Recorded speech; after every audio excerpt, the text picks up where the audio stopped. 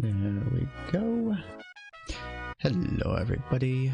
So today we are going to be hopefully Star Trekking across the universe with a little help from AI Dungeon. So that is play.aidungeon.io. It is a artificial intelligence that is basically like autocomplete on a cell phone on steroids. It generates a story somehow, and you can talk to it, and it talks back. When it works, it's almost magical, but even when it doesn't work, it goes wrong in the most fantastically horrible ways. So either way, it should be a pretty good time.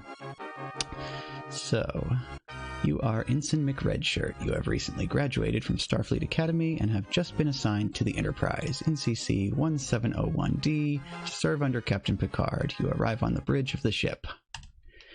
So that was the prompt that I typed in, and we're going to see what it gives us from there.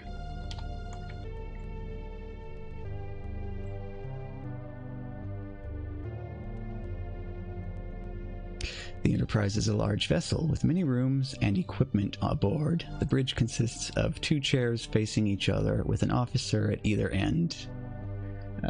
Well, actually, the bridge of the Enterprise has a few more chairs than that, but we'll go with that for now. You look around the bridge to see who is there. There are several crew members here, but not many more than usual. A few officers stand by as well, but they seem to be doing something else entirely. Okay, well, this is time to get to work then. You take up your position at the... let's see, not sure the best way to word this. I'd like the AI to decide for me what position I'm going to have, but I'll just try this and see what it does.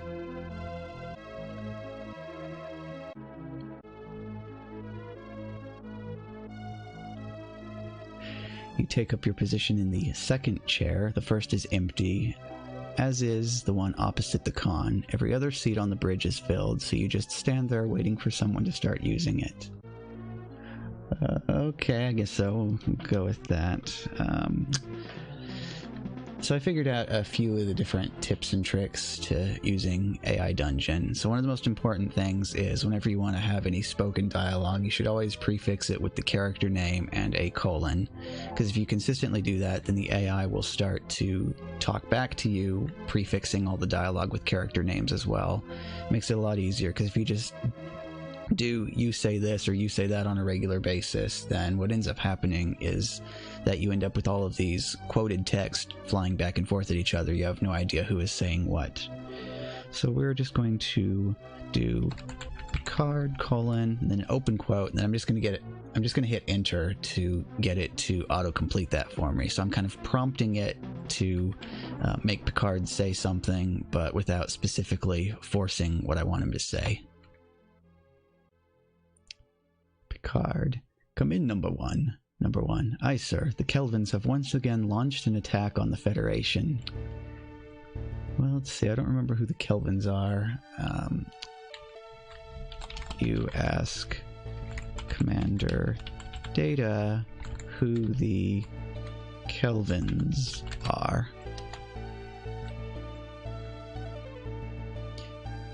He tells you they are an insectoid species and that the Kelvins are known to be Bothanoners and pacifists, and that contact with them is usually peaceful. Well, if they're usually peaceful, why did they launch an attack on the Federation? I mean, I guess he did say usually. Let's see.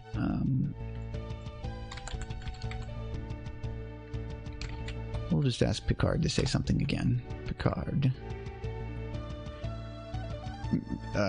Might want to fix that up a little bit.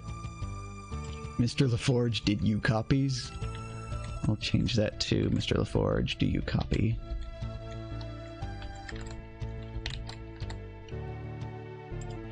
So you kind of have to do this sometimes because the AI works pretty well, but sometimes it just messes up.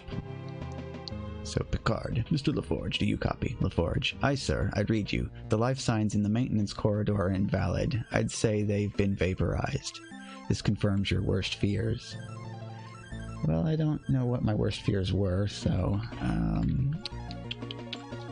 I might say something. Captain... I'll pretend I'm at the con, just see if it rolls with it. Would you like for us to change course? Oops.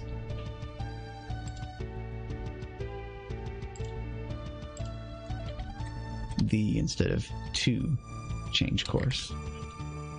Okay. And then re-roll that now that I fixed the... Okay. Captain, would you like for us to change course? Picard. What for? You. Because the Kelvins have attacked us, sir. Picard. I know, Mr. McRedshirt. Orderlies. Alright, now.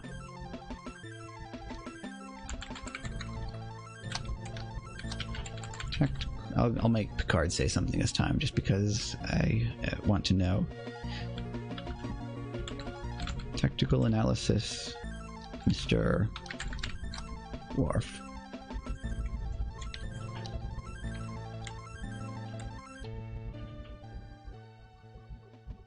Worf. The Kelvins have a large number of cannons aboard their vessel. How primitive. Sir, it is capable of destroying ours within minutes. Okay. Let's see here.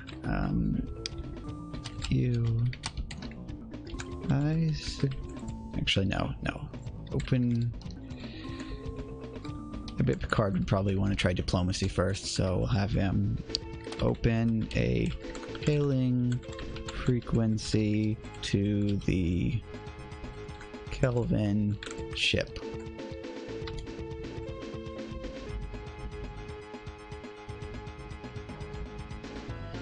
Communications officer begins to open the frequencies. You. Sir, they'll destroy us. Picard, we need to speak with them. Yes, that we do. So let's see. The Kelvins respond to the hail, and one of the insectoid aliens appears on the view screen. Kelvin, go ahead. Uh-oh, I'm speaking to them. No, I think that Picard probably should have been... oh well, we'll go with it. Kelvin, go ahead. You. My name is McRedshirt. I am here on behalf of the Federation. Kelvin, what do you want? You. We would like to know why you have attacked the... I don't know if Federation is supposed to be capitalized or not. I'll just do it. Yeah, why you have attacked the Federation. Kelvin, have you hurt any of our people, sir? You. No, damn it. We're trying to find your ships. We want to make peace. Kelvin. Okay, so let's start something else here. Kelvin. You want to make peace? Why? You. Because we both need each other. Kelvin. No, sir, we don't. This is going a bit odd. You ask command... Actually, no. Who should we talk to? Let's make Troy useful. You ask Counselor Troy to read the aliens' emotions.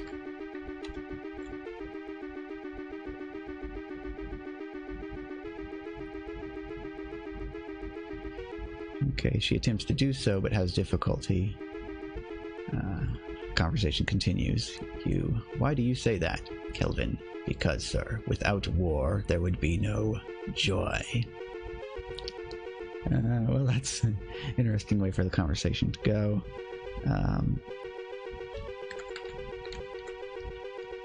Go back to Worf, see what Lieutenant Worf thinks of this. They're lying, sir. They want to start a war in order to stay out of one. Well, that seems a bit counterintuitive, but that might work. I don't know. The Kelvins respond with joy. Kelvin, bring us a warrior.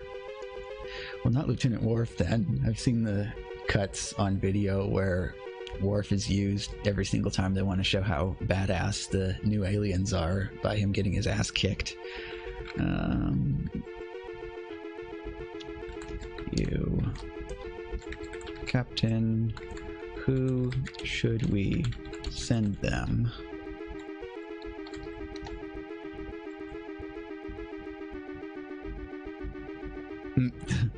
Well, I was trying to have a conversation with the captain, but Worf just butted in. I will go, sir. I am the only warrior aboard. The Kelvins respond with disdain. Worf, I'm serious.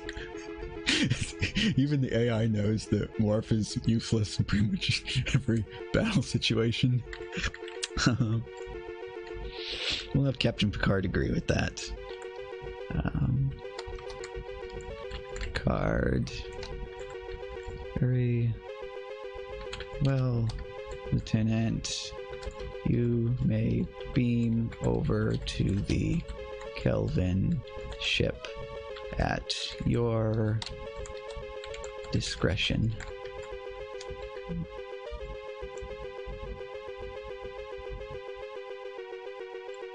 You. A moment, sir. Worf leaves, and you motion the captain to join you. You. What are you doing? I have to go with Worf.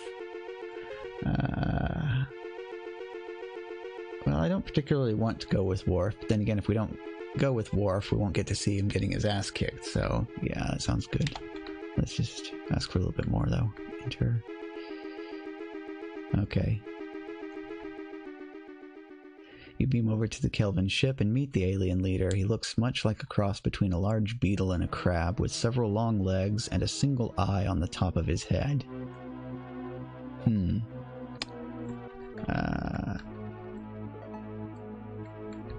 You attempt to perform the traditional Kelvin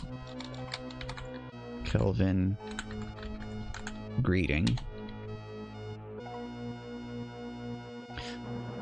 of exchanging blows with him. He easily dodges and punches you several times, and then you get a glancing blow in as he attempts to dodge your punch.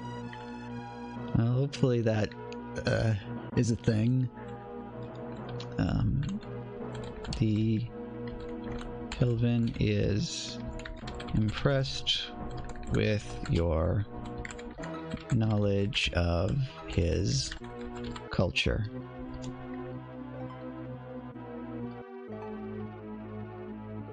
He states he has named Ches and has heard of your exploits with the others. He states he is looking forward to your prowess in combat. Actually, sir, Lieutenant Worf is the warrior. I am just a ensign.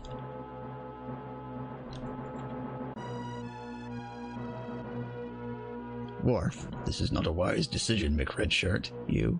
What would be wise, sir? Becoming friends with an enemy that wants to kill us. Well, I think that is usually the point of diplomacy. Let's just try some diplomacy, see what happens. You attempt to use diplomacy.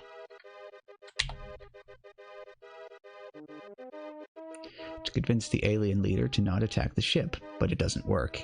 He attempts to run over you with his vehicle, and you jump out of the way just in time. Okay, so we're on the bridge of the alien ship, so I guess the alien is like really super fat, and he's like in this motorized wheel scooter or something, I don't know.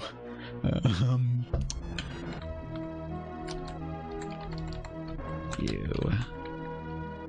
Lieutenant Worf, help me. Worf, I told you I will not fight. The aliens begin destroying the ship as you and Worf attempt to flee in a shuttle. Are they attempting to destroy their own ship? Oh well, if they successfully destroy their own ship, then I think the crisis is successfully averted. You and Worf enter the shuttlecraft and start up the main engines.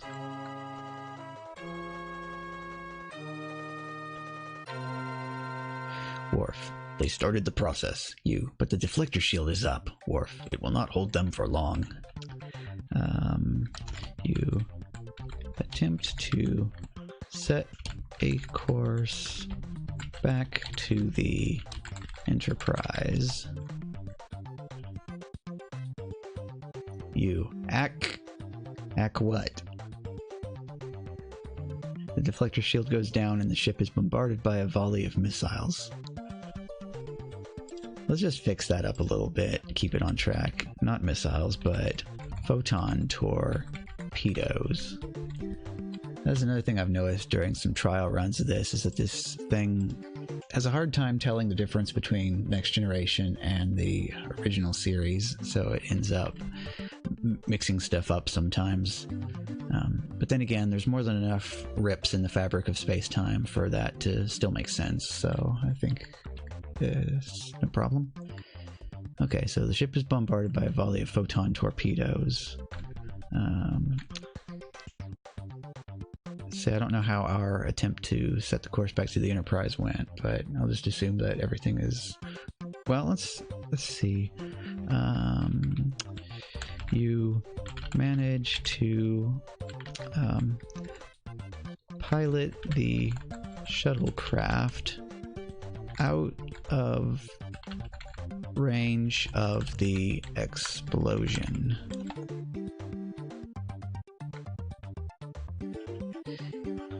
Brute force must work sometimes. They couldn't kill us, Worf. They didn't need to, sir.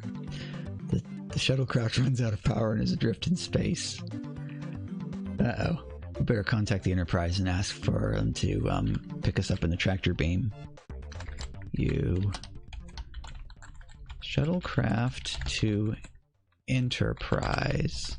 We are out of energy. Please collect us with the tractor beam.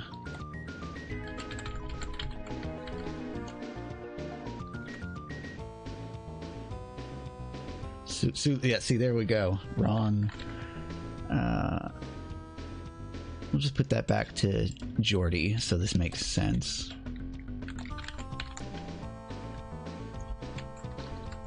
Geordi. Trying, sir, but the deflector field is fluctuating and we're losing power in our hands. Oh boy, that's no good. Just try your best to avoid a warp core breach. We have enough oxygen for now.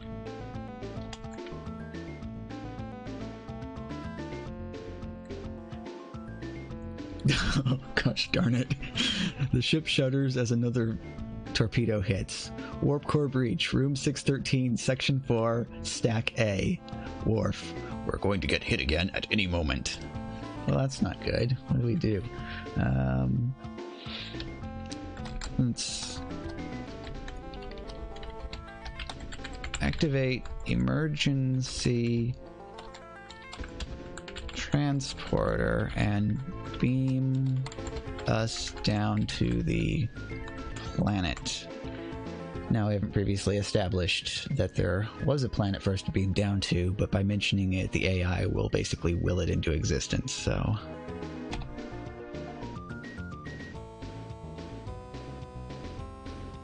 Yeah, Worf. Are you sure, sir? You. If the Kelvins fire upon us once more, we are going to blow, even with the shields up. If I flip this over here too, I have a little soundboard set up so we can have some nice sound effects as well.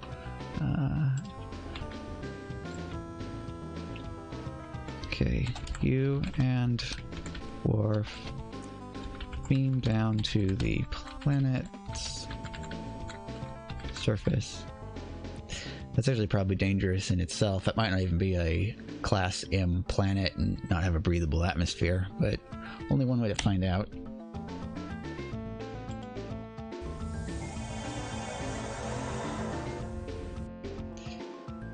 Okey-doke, so we are now beamed down to the planet's surface. Worf, what should we do, sir? Let's see. Let's split up and scout around.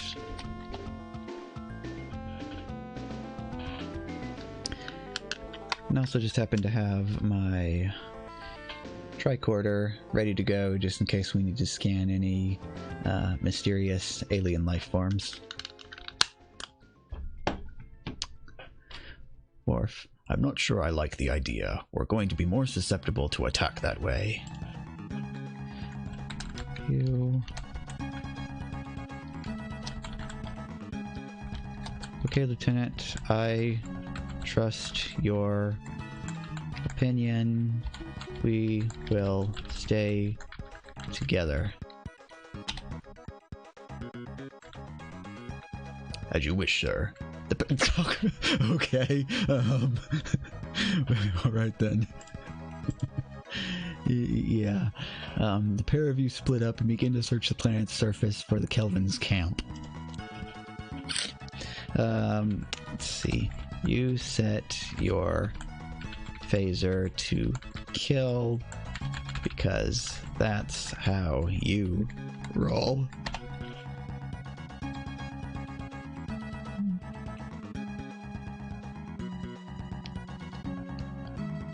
You walk through the planet's forest, straddling a narrow branch. The arboreal planet walks are a lot more precarious than on a normal world due to the absence of solid ground. Okay, you pull out your tricorder and attempt to scan for life forms.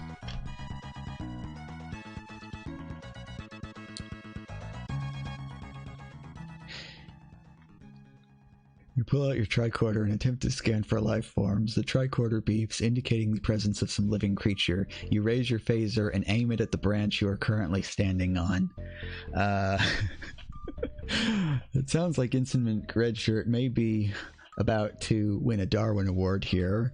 I'm going to tell the AI to go another round and see what happens here.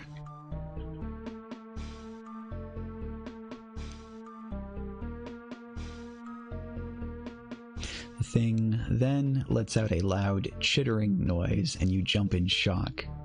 Great, now what? The branch begins to shake and you feel yourself about to fall to your death. Well, let's see. I assume that Starfleet gives some type of acrobatics training, so we'll, let's see. You think back to your acrobatics training at Starfleet Academy and attempt an epic maneuver. Spelling on that. Attempt an epic maneuver to make it out of this situation safely. Success! You land on a nearby tree branch with relative ease. The chittering creature lets out an alarm call, which is then responded to by others in the area. You have found the enemy. Okay then, this is... I actually probably would have tried to sneak in, not just go marching forward like this, but you call Lieutenant Worf on your comm badge and let him know that you have found the enemy.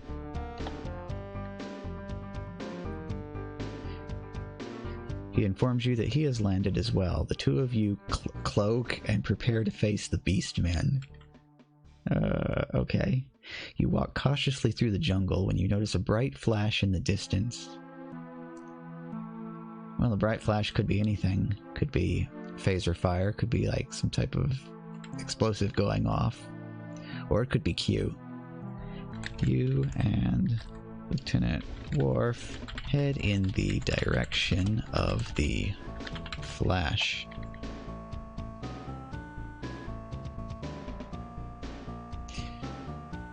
The two of you find a female Kelvin wearing an advanced battle armor. Worf. Kelvin! She turns her head to look in the direction of Lieutenant Worf. But her attention is soon drawn to you. She begins readying her weapons and cloaking device. Kelvin. Petions, dilithium, weapons, Ultra Kelvin. Well. I was just expecting a regular Kelvin. I'm not sure we're prepared for an Ultra Kelvin.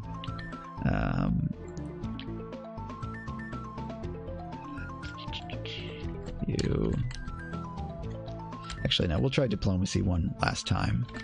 You attempt diplomacy.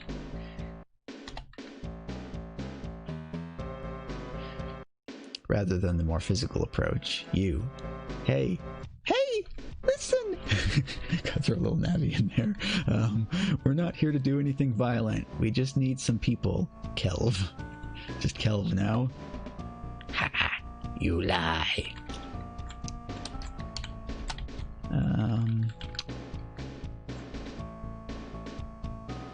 Maybe. But what if I'm not lying? Are you willing to take that chance?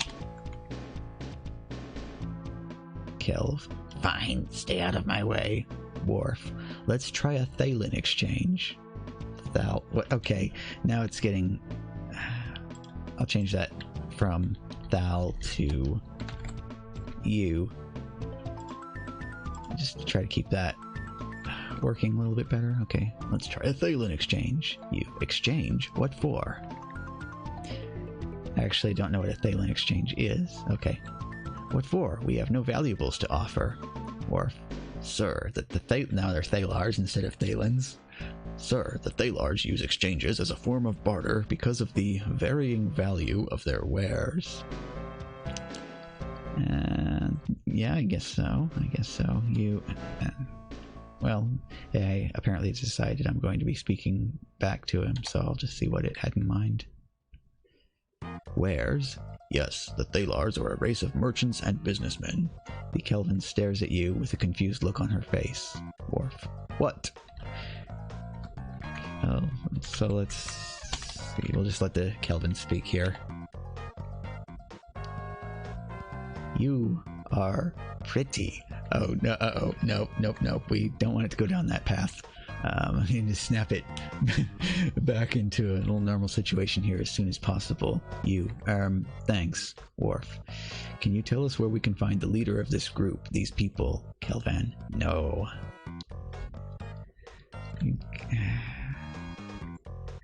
Well, so much for diplomacy. You point your...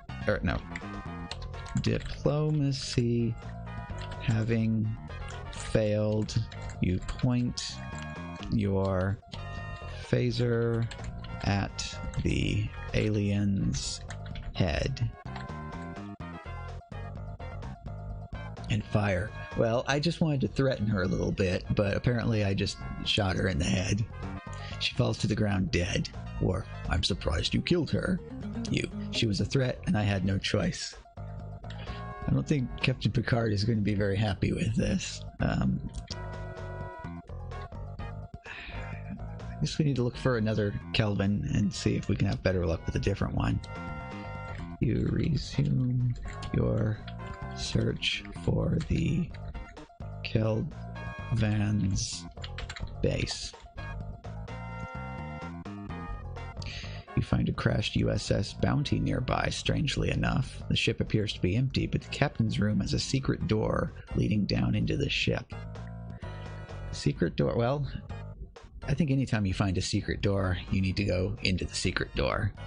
You go into the secret door.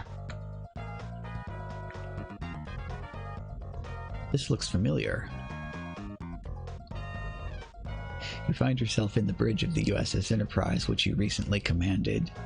Well, no, I didn't. I was just an ensign, and I ran the comm for a little bit before taking the shuttle over to the Kelvin ship. But whatever.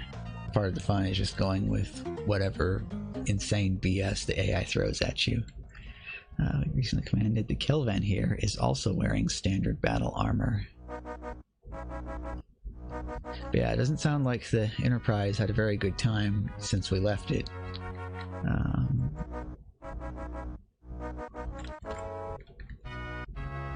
You shout at the Kelvin.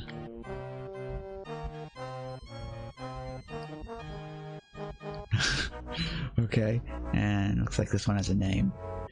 Garlane, what's going on here? This is the bridge of the USS Enterprise. Actually, come to think of it, it might not be the Enterprise D. It could be one of the other ones. So I had to continue. Where's... Okay, so it's not the other Enterprise then. Where's Captain Pike? Garlane responds. Pike? Oh, I see. You're the new captain. New captain? What's going on here? The ship is wrecked. What's happened to the ship? Garlane responds. We were attacked by a group of Thalars, remember? You. Yes, but I assumed they were merchants. Garlane. No, I think they must have been something more. They forced us to turn back, but incorporated our ship into their fleet. What do you mean? Interesting sudden plot dump here, huh? Garlane. Our now non-operational deflectors was transferred over to their vessel, as well as a few of our crew. You were taken prisoners? No, not us. They needed a few of our best men. As you can see, they gave us these battle armor suits. That's illegal. Okay. So you see, we have some leverage. We demand that you let us free. Well, I'm not holding them hostage, so I don't know why he's asking me to let them free. Why should we do that? Garlane. Because if you don't, we'll all be killed. You killed? What are you talking about? The Thalars are planning to revive the Holgarder Kingdom. Okay, now there's a Holgarder Kingdom, whatever that is. If we free you, will you help us in the... will you help us to stop the Thalar plot?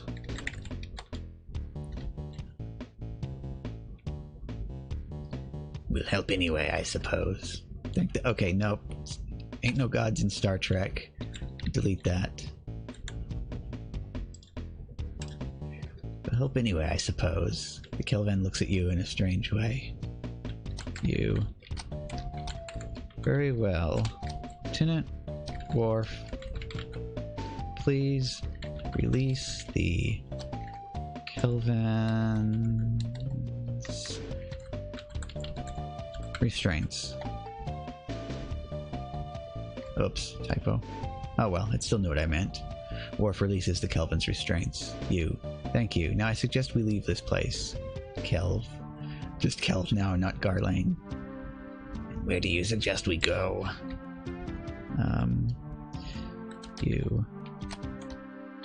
We should return to my Enterprise. The Enterprise Enterprise D. Captained by Jean-Luc Picard.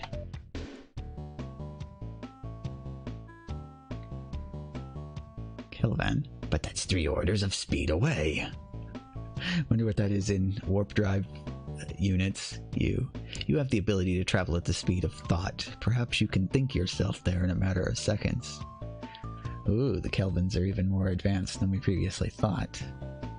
Alright, let's see if the Kelvin can't do that. The Kelvin thinks about what you said for a moment, then nods. Kelvin, I think I can manage that. Wonder if the Kelvins are like a sub-variety of the Q or something. The Kelvin snaps its... let's see, it's insectoid. What would it have that can snap together? Mandibles, why not? Mandibles together, and you, Worf, and the Kelvin are instantly returned to the bridge of the Enterprise D.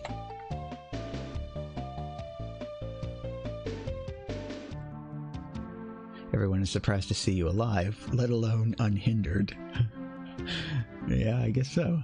Sulu, Captain, are you okay? Well, again, this is getting this mixed up here. Also, I'm not the captain either. We'll just change this to Picard, and he'll be like... Ensign! Exclamation point.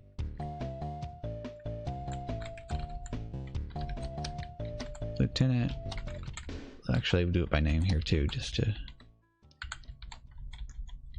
Ensign Mick Redshirt. Lieutenant Worf, are you okay?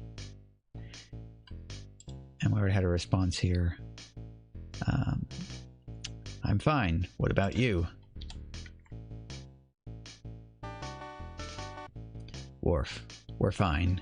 What? Okay, Wesley is here. What happened to you? Kelso, who? See, Kelso is a character from the original series as well, I think. What happened to you, Kelso? You found a replacement for the Doctor? What, something happened to, Dr. Crusher? Let's see, who would be saying this instead of Kelso? We'll just go with, actually, yeah, Riker. Make Riker say something, he hasn't said anything. You...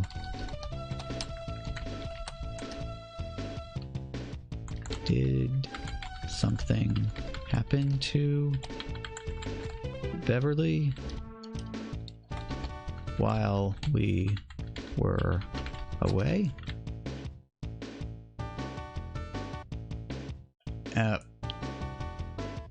Well, apparently Dr. Beverly Crusher is here and is not in need of being replaced. Beverly, hey, what about me? You, okay, what happened is we have a special guest. You take the Kelvin off to the side. Alright then. You explain the situation. Why can I not spell today? Situation, thank you. You explain the situation to all of the bridge officers in the meeting room.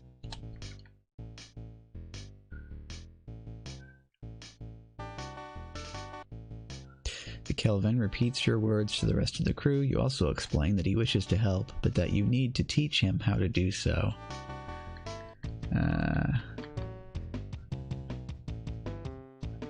I'll send him to the holodeck and have him run a training program there.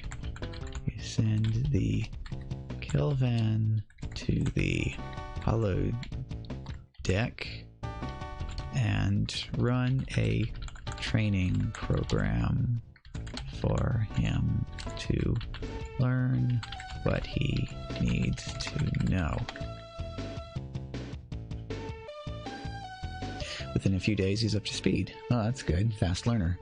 A few days pass, and you're visited by two men. One is a human in a red uniform. Hopefully not an admiral, because they always screw up everything. The other is a reptilian in green armor. The reptilian talks with a strong voice and an accent you can't place. Well, I would assume it would be speaking in an alien language, in which case I guess anything can happen if the universal translator is involved.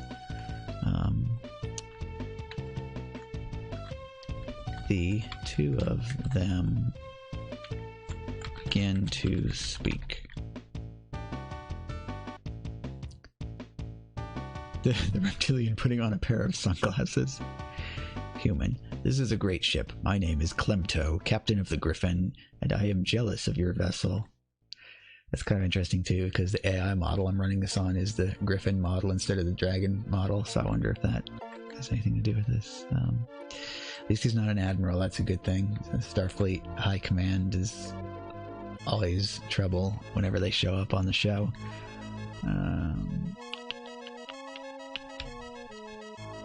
Let's see. So, great ship. I'll ask him what's wrong with his own vessel. What's wrong with your own ship?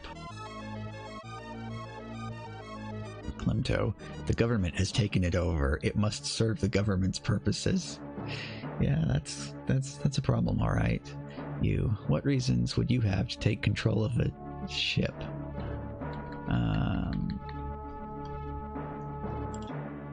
Change that to the government so that this flows nicely. What reasons would the government have to take control of a ship? And his response. Oh, no, I still said something else. Okay. What reasons would the government have to take control of a ship? Isn't that a last measure? Klemto. No, if it were me, I'd take control of the ship first thing. To rule a ship, you must be in charge of at least one. I mean, I guess logically that makes sense, but I'm not quite sure about that.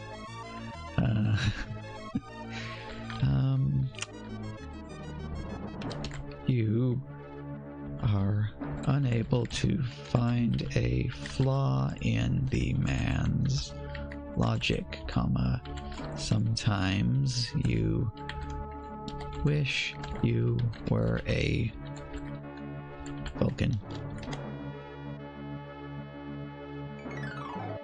Klemto continues, besides, I have heard much about your captain, Jean-Luc Picard. I would like to meet him. Let's see, usually when somebody beams onto the ship, the captain goes there in his dress uniform to meet up with him. Didn't the captain meet with you in the transporter room? Klemto, perhaps you can relay a message. Tell him I would very much like to meet him. You nod and ask where the transporter room is. Well, I mean, I guess we didn't spend very much time on the ship after all. We just got there, did about a tiny fraction of a shift on the con, and then got called away for the away team, so yeah, I'll go with it. Actually, the computer usually does this. The computer responds to your request and provides directions to the transporter room. I should specify to the ship's computer. No, darn it. I typed in back the ship's computer. Preferably voiced by Major Barrett. Okay, you set off on your journey, and soon you find your way there. The transporter room is large and impressive, creating a large rubbery platform where there once was only emptiness. Well, okay, let's examine the thing. You examine the rubbery platform. I don't know why they would have beamed that onto the ship, but maybe it'll tell us. This is incredible. You draw your tricorder to perform a scan of the platform. Sounds good to me. The computer... Oh yeah, by the way, I need to actually scan the thing.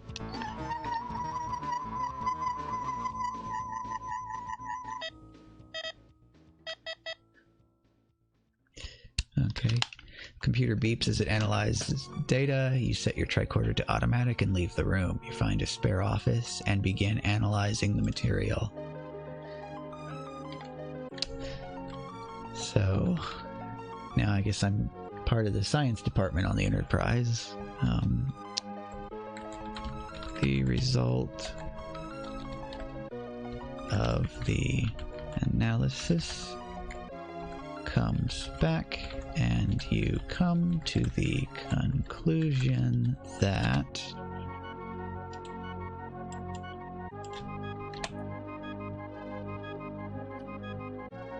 this is rubber. This is a life form. This is water. This is a liquid. This is light. This pulse came from over here. This one came from under there. That is in no way useful to me. You give up on the mission and take the turbo lift to deck 10, and you walk the rest of the way to 10 forward for a drink.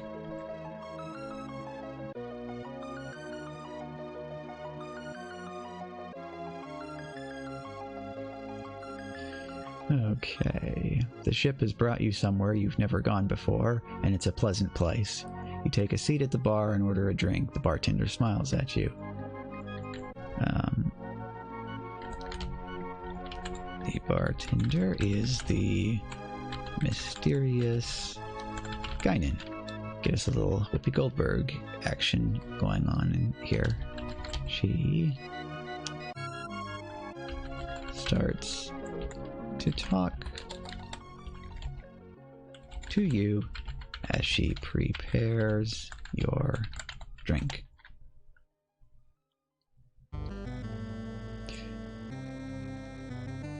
And I'm not going to attempt to do her voice here, just read that normal. I have heard your report. I see that you are trying to learn more about the rubber life form. I respond, yes, what is it? Well, actually, I'd say if anybody were able to know what it was, it would probably be her. Yes, what is it, some kind of living tree? More or less, but it's more than that. It's what the tree aspires to. An end to war, an end to hatred. Yeah, that's definitely Guinan alright. Let's see. How you ask... How can the living tree bring an end to war? The tree is sentient. It wants peace. How can a rubber tree have feelings? Yeah, it's exactly the question I would have asked. Go ahead, continue. It is a rubber tree. Perhaps, but it's more than just a tree. It's part of an ongoing cycle. A cycle that has been going on for a long time. What are you talking about? Rubber. Well, that's I guess. We'll just go with it. You suddenly have a spark of inspiration upon hearing the word rubber, and You rush back to the captain's ready room to inform him of your discovery.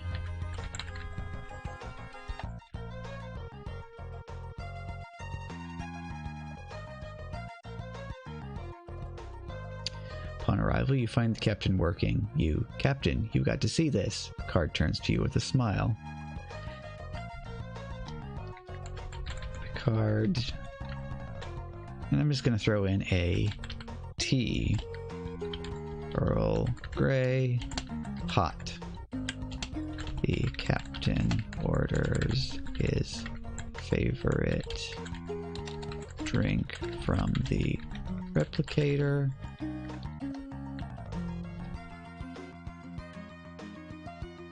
You, Captain, you've got to see this. The captain sighs and sits down with his drink. What is it, Lieutenant? Oh, hey, we got a promotion. We're not an ensign anymore. Okay. What is it, Lieutenant? And again, because I have no idea what possible realization we could have had from the word rubber, we're just going to let it kind of probe it along. Let's see. I was thinking about the word rubber. Put some quotes around that. And it suddenly dawned on me that the R in it was... Okay, no, it isn't. It suddenly dawned on me that the R in it was silent. I think it's a form of life. The captain raises an eyebrow. The R sound. Life. The captain nods. Interesting theory. If it's correct, Earth has a myriad of this stuff. And there are vast quantities of it on the planet. I still don't see how... Well, we'll do it like this. You. Guinan thinks it can help end the war. Captain Picard nods. Indeed. Will you take Earth on as a client? The captain nods. When can you get there? You. In a month with the supplies. Alright, we'll go for it. You excuse yourself from the captain and return to the bridge.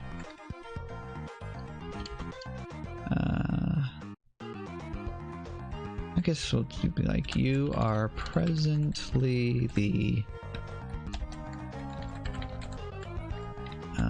acting officer on the bridge, so you order the ship to set course for Earth. A month later, the present day. The transport reaches the planet. You exit the transporter in a forest clearing. A woman in a red dress stands there waiting for you. Welcome to Earth. Okay.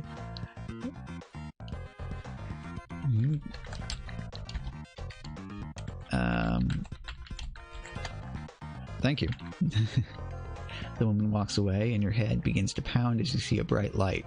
Leaving the transporter, you come to your senses and find yourself lying on the ground. Well, that's not good. You give yourself a quick check over to make sure everything is all right.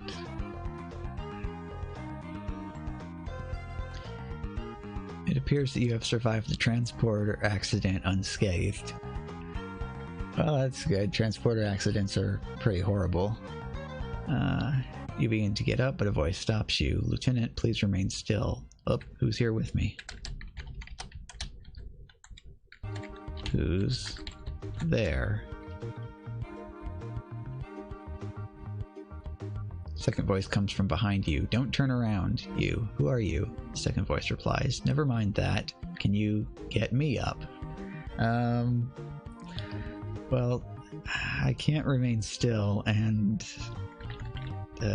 do that at the same time.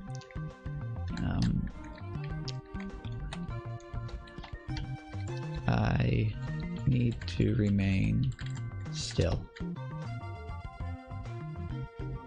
The voice sighs impatiently. Can you get me up? You look around but can't see the speaker. I need to... You feel something grab your hand and pull you to your feet. You face the speaker. It is a young woman about your age. She smiles at you reassuringly. Who are you?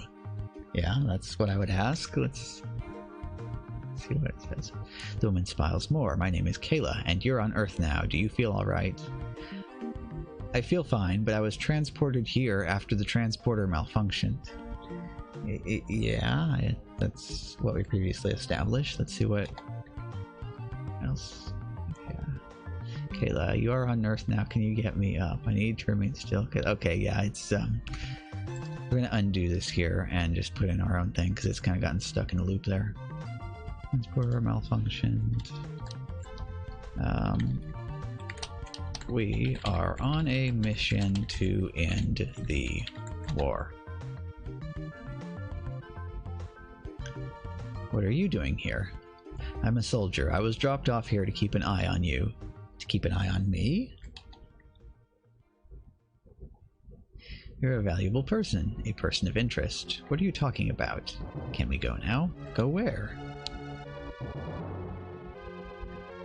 We're getting out of here. The incident with the transporter has raised eyebrows. What are you talking about?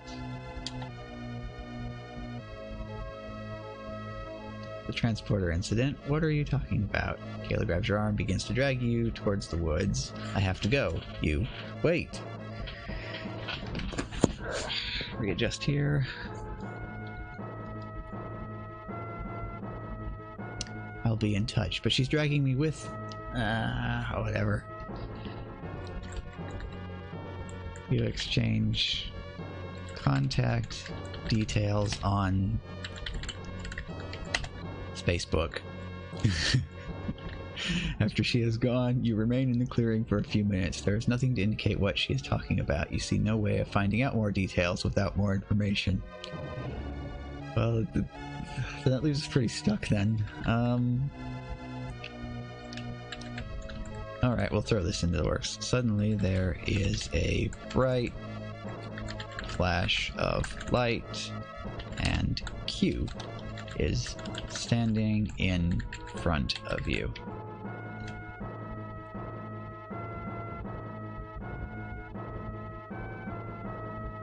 Interesting. A drop of information for a life preserver. I assume you're here for salvation, human. What's going on? Who are you?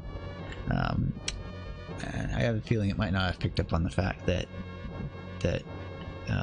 Q is Q, so we'll just do this. Q, colon, quotes. I am Q of the Q Continuum. Q, what do you want? Q, I am your password. Q, what are you talking about? Yeah, that's gonna get brute forced in a hurry if your password on any website is actually just the letter Q and nothing else. What is he talking about? Let's find out. I don't know any password. Sure you do. Magic. I don't know any magic. Sure you do. Trust me. Yeah, this is going in an odd direction.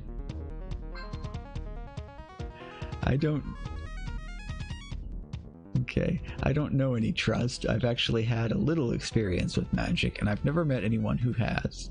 Sure you have. Everyone has. You start to understand why Picard hates this man so much. Q, do you trust me? I'm not sure that I understand.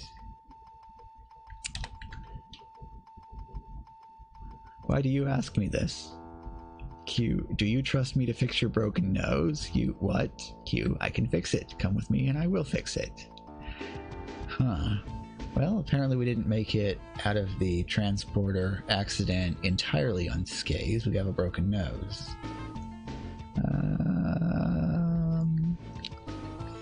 Now see, if Q were fixing our nose, he'd probably turn it into the Muppet Gonzo's nose, so I'm not entirely certain that that is the best idea here, but why not? No, let's see. You follow Q along the path through the forest. He leads you past a cave, and you follow him through a tunnel in the ground. The ground begins to slope steeply, and you start to walk backwards down the path to keep walking forward.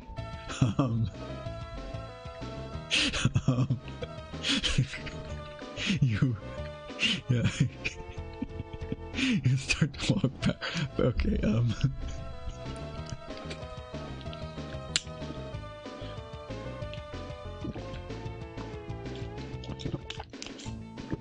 yeah, you walk backwards down the path to keep walking forward. I mean, I guess if you're following Q, then you probably do have to walk backwards in order to follow him or something. I don't know. Let's continue. At the bottom is a small pond, a beautiful, magical, shimmering pond of pure water. Water, for some reason the most basic of human needs, is so difficult to come by on this planet. But we're on Earth. Earth is like, what, I forget how much, but like most of the, well, it is the future, I guess. Maybe the water might have been gone. Because I say most of the surface of the planet is covered with water.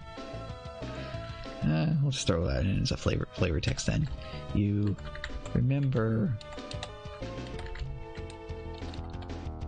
Actually, I don't remember because I wasn't around for it. Remember in the history ebooks, because if there's no water, there's not going to be very many trees to make physical media for in the 24th century. So sure, you remember in the history ebook how the Earth used to be mostly covered in water. Once there was even an entire sea covered in water that the human race lived upon. Once. You take off one of your boots and dump the water out. It's refreshing. Why did my boot have water in it? Alright. Alright, Q. How are you going to fix my nose? Q conjures a mirror out of thin air and hands it to you. You hold it up and gasp. Your nose is indeed broken in two. Q fixes it with a snap of his fingers. Oh, that's nice. He's actually being helpful for a change. This is amazing. Is this the power of the Q continuum, you ask? Q, one day you will know. Q continues walking forward. The tunnel goes on for hours, twisting and turning. You lost all sense of direction. Well, that's no good. Wonder if the tricorder can help us. You check the tricorder, which should have a map and compass app installed, because why not? They don't work. This is so advanced and cutting edge. How something so futuristic can be so useless is beyond you. It's been 3 hours since you left the clearing when Q stops. You're here. You. Where is here? You'll find out soon. A high-pitched whine emanates from the walls of the tunnel. It gets louder and more painful to hear. You cover your ears and start walking ahead. It's just a bit ominous.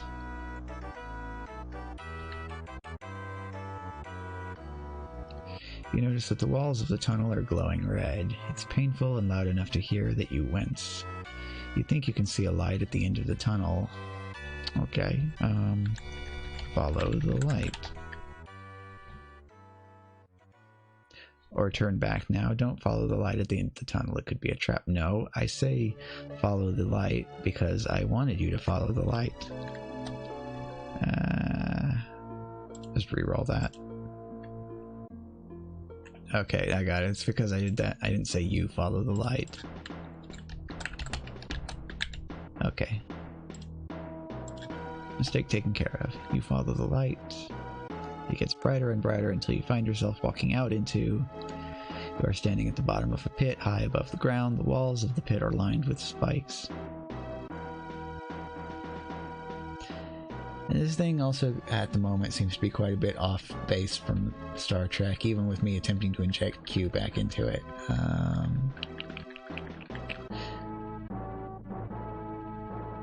Yeah. Walls of the pit lined with spikes. You...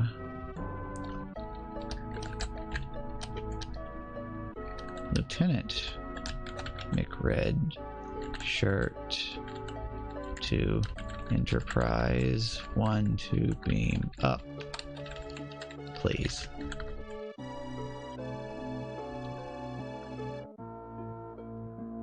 There is no answer. Your 6 team members are sitting in a circle on the ground in the center of the spike-lined pit. Each is tied to their chair and gagged. This is... yeah, hello?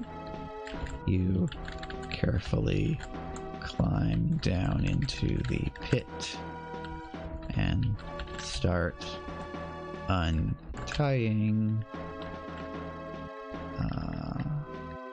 all of the Way team members. When you are finished, they all get to their feet and head up the spike-lined wall until you are left standing in the middle of the 6 of them. Well, did I climb back out of the pit? I'm just going to assume the answer to that is yes. Well, what have you found out?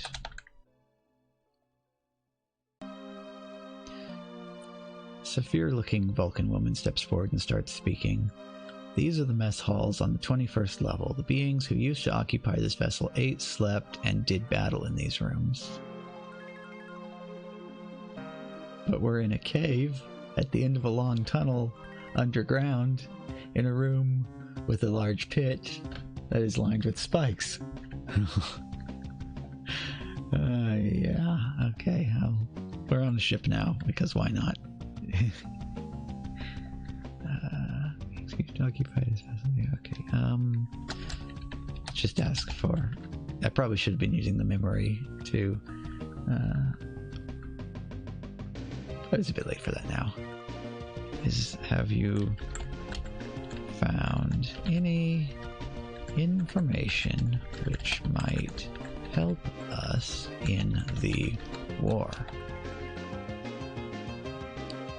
She shakes her head. It was worth a shot. Well, yeah, I guess it was worth a shot.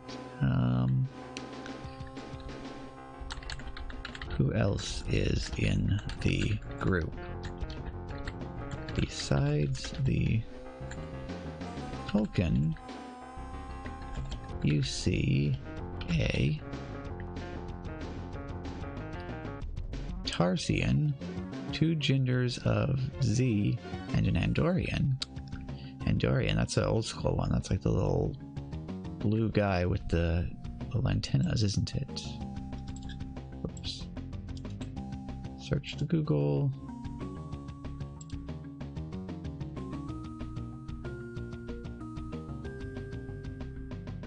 Yep, that is exactly who I thought it was.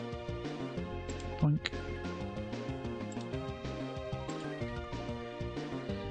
So let's see, there was 6 in the group. You got the Vulcan, the Tarsian, the 2Z, and the Andor. So there's only 5. They're short by 1. I'll just help it with that. The 6th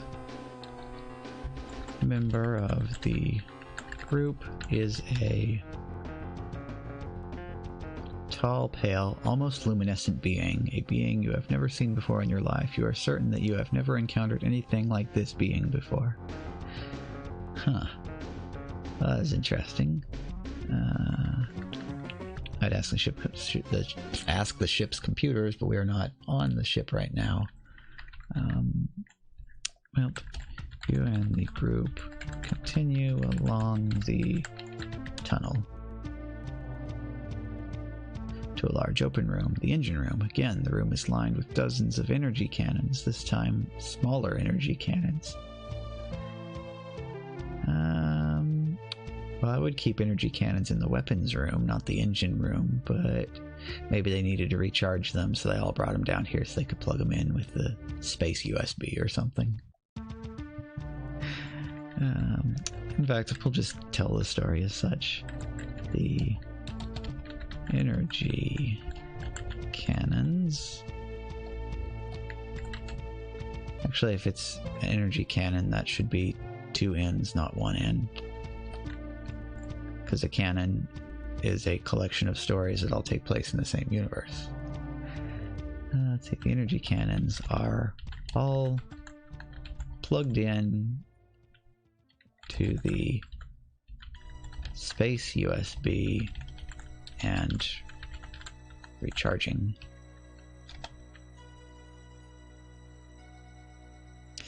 Vulcan takes out a datapad and starts tapping on it. Vulcan begins. These are the weapon systems of the ship. Well, the weapon systems would be like the photon torpedo chamber and the external phasers, but yeah. So weapon systems of the ship. Let's see. Do you think we can get this ship operational?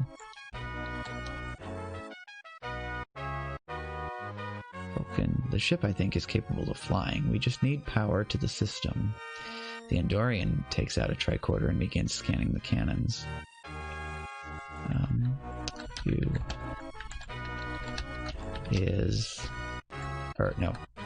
Are any of you an engineer? Andorian, I am. Well, makes sense why I would take out his thing. Okay. Can you tell me anything about these weapons? He looks up and smiles. I can tell you that they are designed to blow up your planet. Interesting. The group stands in the room in silence. You think about the war.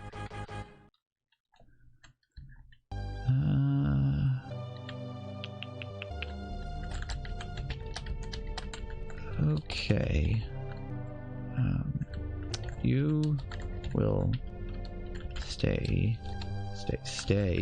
here and get the engines operational, and the rest of us will go to the bridge and get things ready up there. The away team nods and you head off towards the bridge. As you walk down the hallways, your people split up, so you have no idea where they are. Well, all of us except the Andorian were supposed to be going to the bridge, so that's not exactly a very good plan on their part. Plus, I have no idea what type of ship this is as well. It might not be Constitution class or whatever, so I might not have any idea how to get to where I want to be. Whatever, continue another round. The halls are empty, all the crew are up in the bridge. You come to a split, you can go right, straight ahead, or left. Well, they found their way without me. Left, straight ahead, right, straight ahead, or left. You walk straight ahead.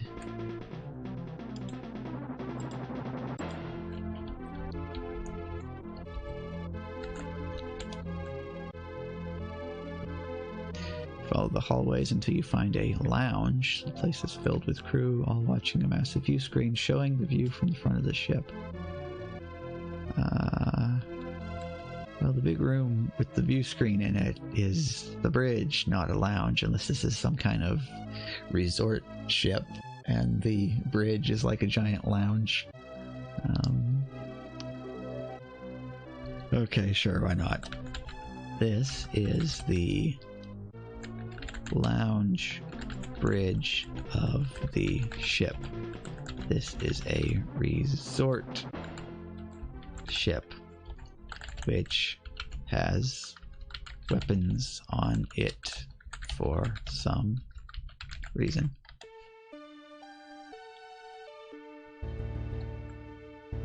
You see the ship moving and exploding. Hundreds of explosions going off, then hundreds more. It's like a sea of fire.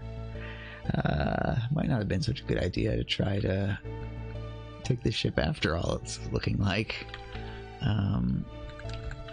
You attempt to engage the ship's fire suppression systems from the console. Ship jolts and shudders slightly, but it succeeds in putting out the fire. Well, that's good. You wait a moment and try again. This time it works. But it worked the first time. Why does it need to work a second time? Well, if the fire is out, I guess that's all that matters. You send out a repair team to repair the damage to the ship. The captain sits in the glow of a monitor smiling. The rush of adrenaline hits you like a wave as you realize what is happening. The crew thought the war had ended. They were relaxing. You know what? We've been spending so much time doing all of this, the war could very well have ended. You get on the subspace communicator and ask Starfleet what the current status of the war is. You wait a moment for an answer. None comes. The glow of the captain's monitor begins to flicker. As if he is trying to remember something, the captain clutches his forehead as if in pain. We haven't even established who the captain is on this ship either. We found it underground, we walked onto it, it seemed to be abandoned, it had weapons in the engineering room, plugged into the space USB recharging, and then the whole ship caught on fire, so... yeah, sure. You rush to the... Hey, Fat, we lost Worf a long time ago. It's like we beamed down to the planet and he just kind of hasn't been since yet. This is kind of funny though. So, well, let's see if we can bring him back. You contact Lieutenant Worf with the communicator. Communicate. Come on. Spell it right, please. Spell it right. With the communicator and ask him to beam back to the ship. He is doing a routine inspection of the ship. The captain begins to scream. He screams, "There has been a mistake. The war is not over." The bridge lights flicker and go out. Okay. You ask the computer to locate Lieutenant Worf and give you directions to his present location. You know you'll be on the lower decks or in the torpedo room. You head down to the torpedo room. Okay, sounds good. Looks like we're going to get our fist fight with Worf in. You arrive at the torpedo room.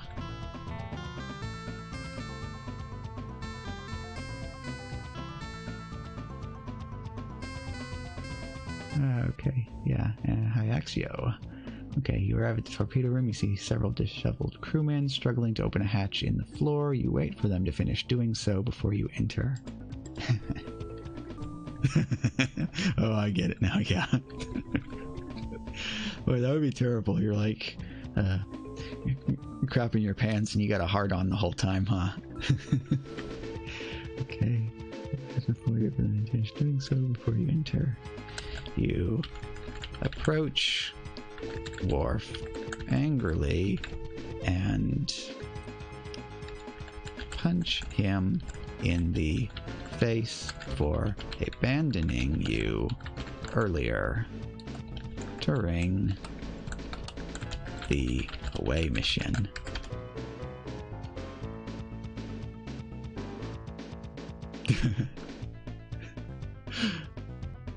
Yeah. Okay. So you approach Worf angrily and punch him in the face for abandoning you earlier during the away mission. Worf's eye swells and he staggers back, holding his cheek. Worf raises his communicator and contacts you.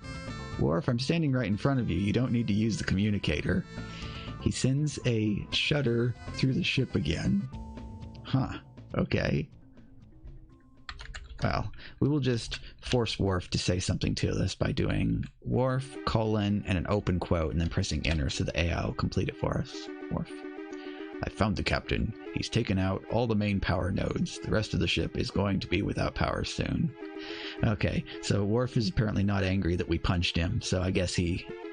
Yeah, well, I think he understands that him leaving me all alone on the planet's surface was a bit of a dick move, and he's okay with that, so we're even now.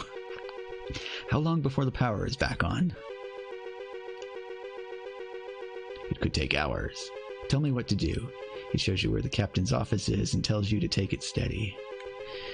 Yeah, see, we need to get Geordi on here. Geordi could get that warp core up and running again in no time. Well, let's see. I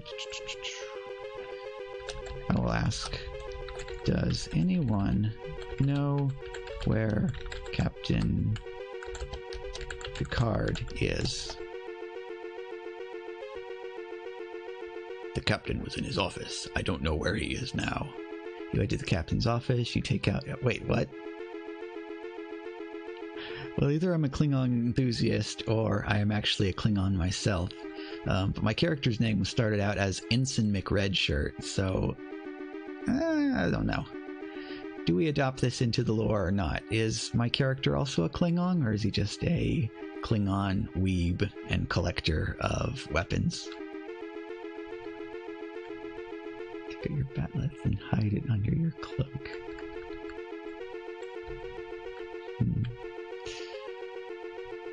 In the meantime, though, you wait in the shadows. The door opens and the captain comes out. Talking to someone on a communicator, you dash forward, he screams and slams the door shut. You beat on the door for several minutes before he opens it again. Yeah, that makes sense. I'll talk to him. Captain Picard, I had a meeting with Q. Picard, what are you doing here? I am part of the crew of the Bounty. You ordered us to surrender. Okay, well, no, none of that happened, but that's part of the fun of this thing, is you just go with it and see what happens. Continue to... You're going to kill us all, Picard. I never said that. You're correct, Captain. You did never say that. I was just testing you. You are correct. You tell Captain Picard that you were captured by the Kelvins. Okay, there we go. That's accurate. That was a detail from earlier. He doesn't seem too concerned by this, but asks you to step inside. You see a small scar on the captain's wrist. Uh-oh. Where did you get that scar? Picard, this? He touches it and looks at you confused. Yeah, sure, why not? He touches it and looks at you, confused. Yeah, it could be it's a fake, like a temporary tattoo scar. You lick the scar to see if it washes off. But it does not. So it doesn't wash off. You touch your tongue to the wound and feel a sharp sting. You look up and see the scar has been licked clean. Captain steps back and you look at him in confusion. Yeah, I'd say that's accurate. I'm very confused right now. Captain, what is going on? Picard steps back and raises his hand. You feel a small shock go through your body. What did you do? He shakes his head in amazement.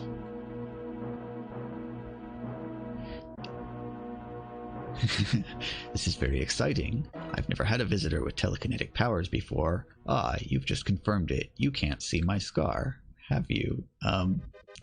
You can't see my scar, have you?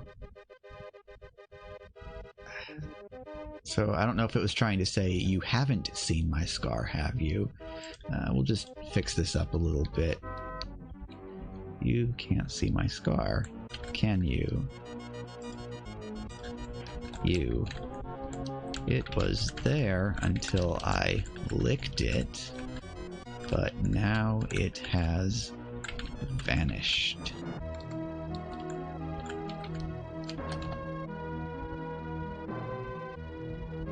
Ah, excellent. Just a taste of things to come, I hope. I'm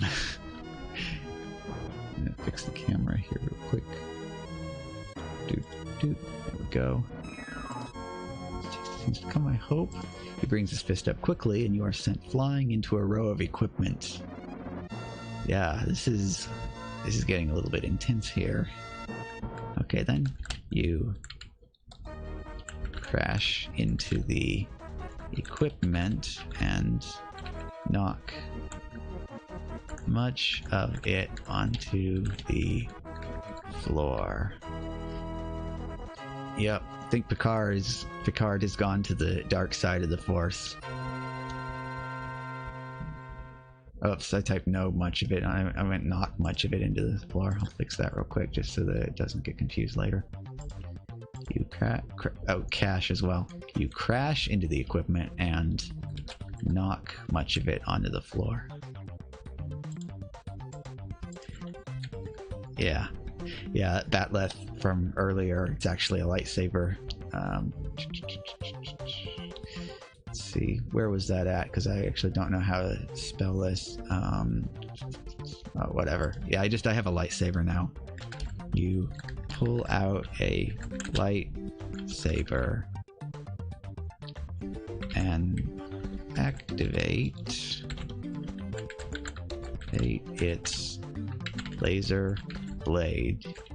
You assume a defensive stance. Picard raises his hand. Good, you're using the Force. We're Jedi, aren't we? Apparently, now we are. You respond. He approaches slowly. What are you going to do?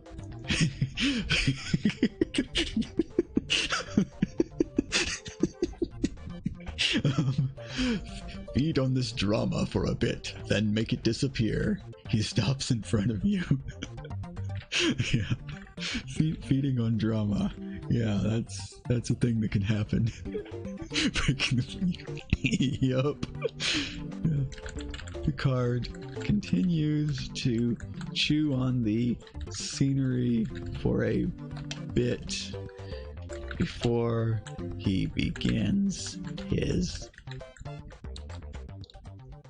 monologue.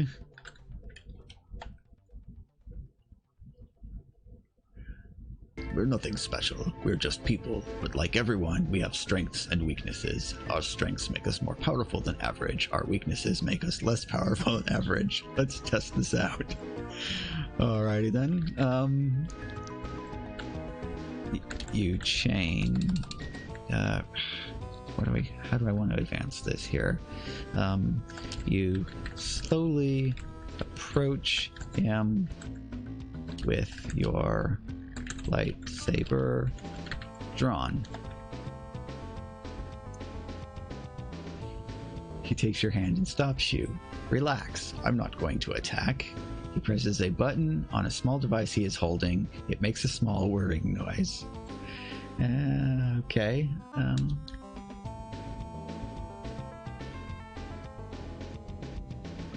Now put all your hate into that laser sword of yours. I'm going to measure your power.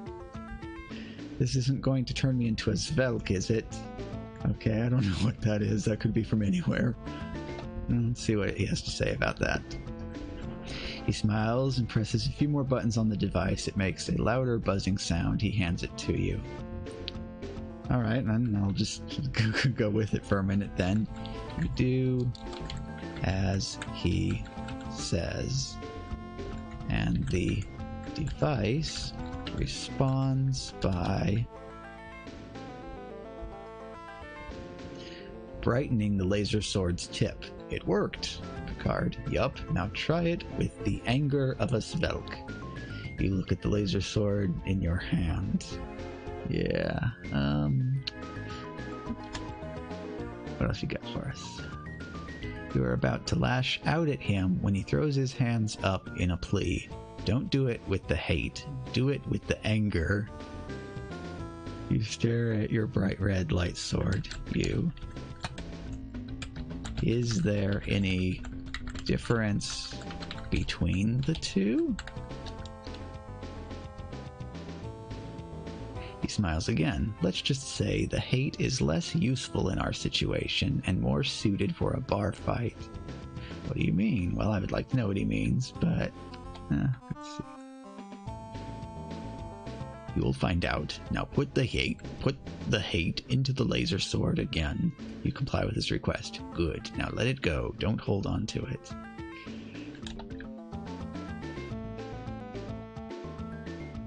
Like letting go of a hot ball of flames? Picard nods and then leads you out of the room. You notice that your lightsaber has a fried Hulgard map embedded in the tip. Yeah. Whatever you say, game. Whatever you say.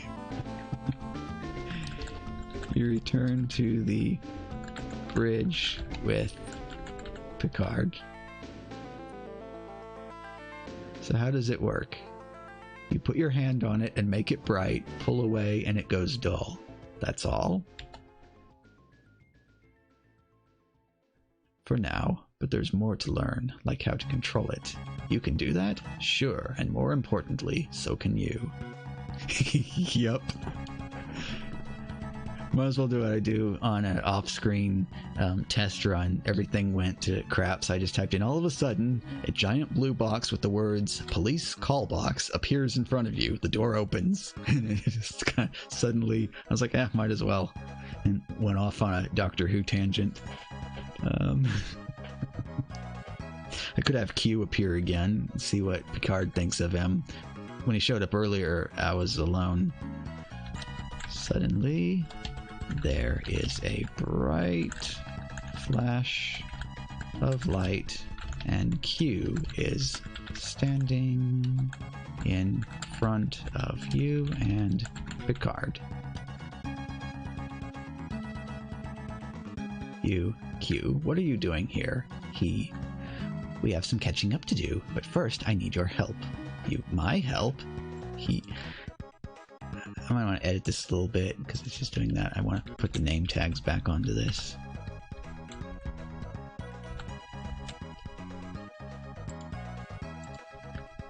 Yeah, earlier he fixed my broken nose, but I was a bit concerned that what he would do to it would be to just replace my nose with, like, the Muppet Gonzo's nose. And Q responds with, yes, you're a Jedi. I saw your battle with the Svelk Warlord, and I'd say, you've already proven yourself useful. How do I know you'll keep your promise? Yeah. The Sith have been known to lie and betray those they've called allies. Q. Don't be so paranoid. I've never been a Sith. No, but you have been a weird Draconicus on My Little Pony, John Delancey. I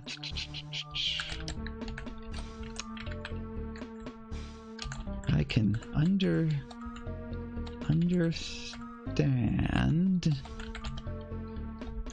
I can easily understand why Picard hates you so much.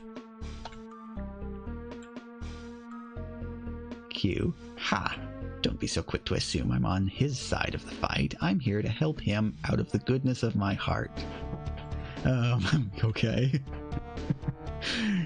Well, I mean, Picard and Q certainly fought like an old married couple later on in the series, so yeah.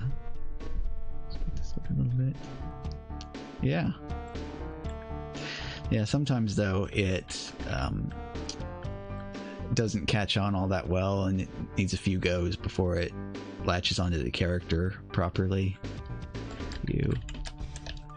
My response, you have a heart? Of course, I'm a Jedi. It's part of who I am. I'm just not sure of your understanding of the situation. You... Whatever. What is the situation?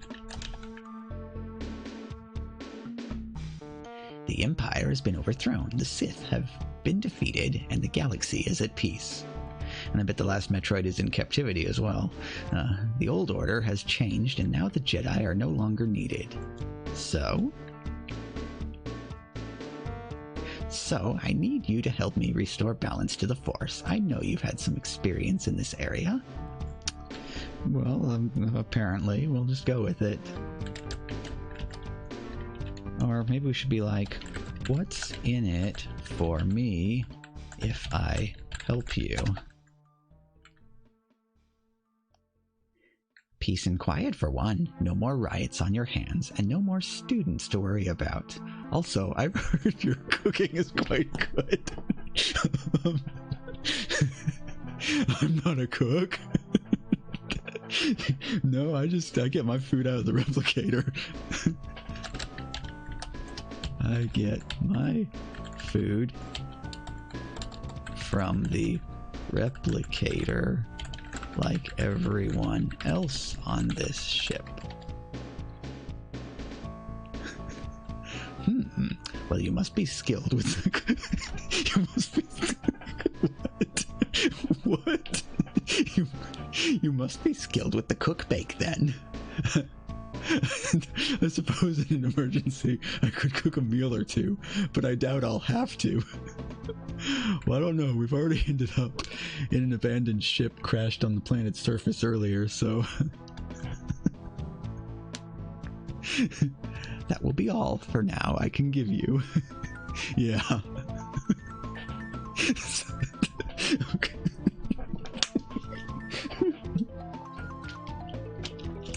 See, this is what happens. The AI manages to break me. Yeah, that will be all for now I can give you. So what's the situation then? Not really. There are two other options. Weird English, but let's continue. What are our options, Q? You can either stay on as the captain of the ship, or you can have command of a battalion of... Alvars? To defend the ship from outside threats, and it's got a capital A on it, so that might be from something else.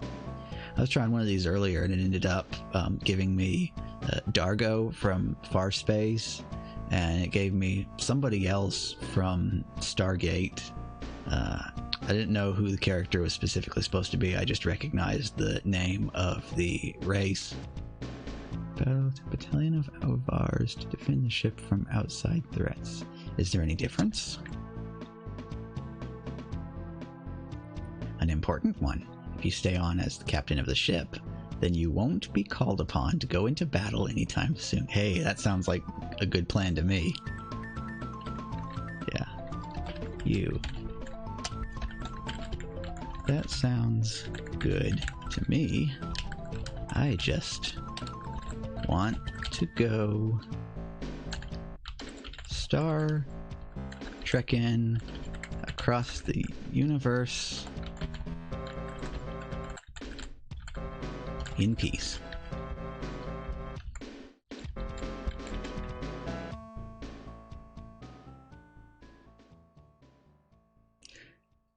It would be glorious, Padawan, but it's up to you if you want this life.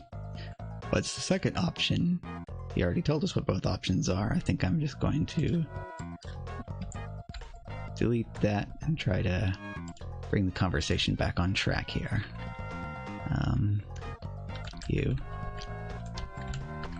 I will be captain, but what, excuse me, will happen to Picard?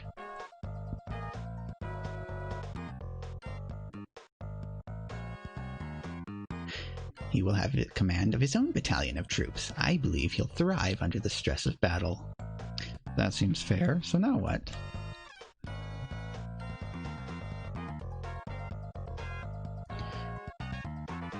Well, now you and I will have some catching up to do. I think you'll find my teachings to be more useful than your master's. Didn't have too many problems. ... Yeah, alright, let's see. But if you want to survive in this new order, you'll listen to me. Follow my guidance. Fine, I'll do it. Yeah, that's what we're trying to do here. It's either that or die. Good, now let's get started. Let's see, so I think we'll probably want to advance this along a bit. So it'll be you train under Q for a number of weeks. Finally, you have learned all, probably, for all I know, learned all you need to know about his cult, comma, and I'll just press, actually no, I want it to specifically tell me the name of the cult, so I'll do it like this, which is named, all you need to know about his cult, which is, okay, just, alright, I'm a Sith now. And are most likely the remnant of whatever order the man was once a member of. Well, still though, not so bad, I guess.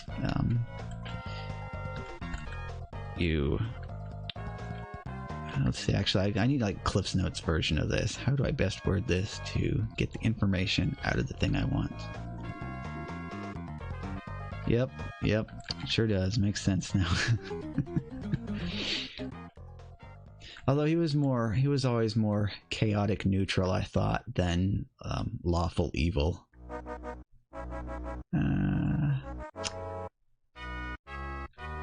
Let's see, we'll fast forward a bit then.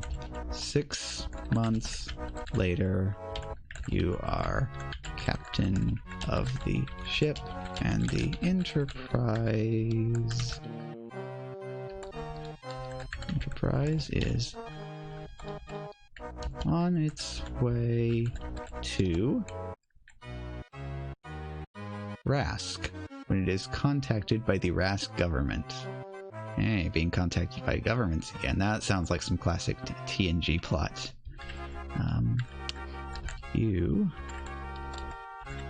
open the communications frequency with the Rask government to find out what they want.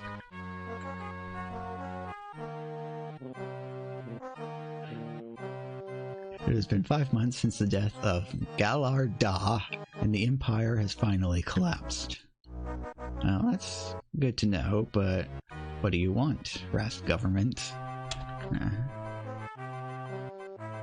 The last of the 3 warlords the Empire was supporting has finally surrendered to the new order of things. The first colony on Rask has just been established, and it is seeking allies in its fight for survival. Well, I guess we can give them a few supplies and something, you know, help them out a little bit. It won't be too bad. You... Actually, we're already en route to the planet. You agree to help, but on one condition, comma. Let's see what it thinks.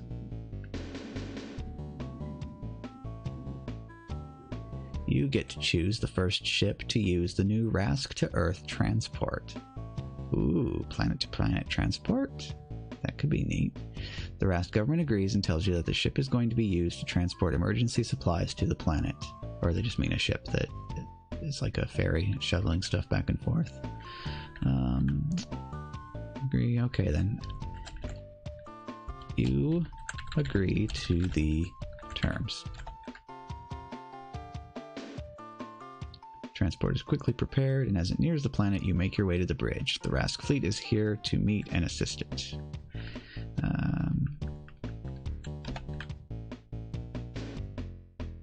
That's the best thing about this. You can't think of anything. You just hit enter and let the AI keep going for you. It's like basically writer's block is like non-existent.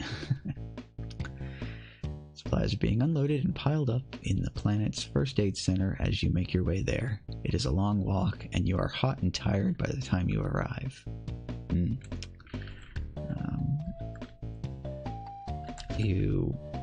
What happens next here, actually? This is like one of the more boring episodes. Or this is like the B-plot of an episode where something exciting is happening, and in the meantime, they're delivering the goods to the whoever at the same time. You walk along, and suddenly you see the Rask diplomat.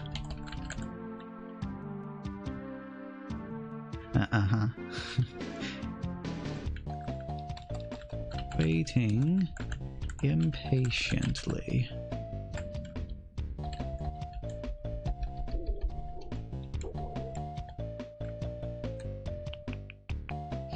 You get a little nervous. The man looks angry. The diplomat immediately greets you and asks you why the hell your ship is 3 days late.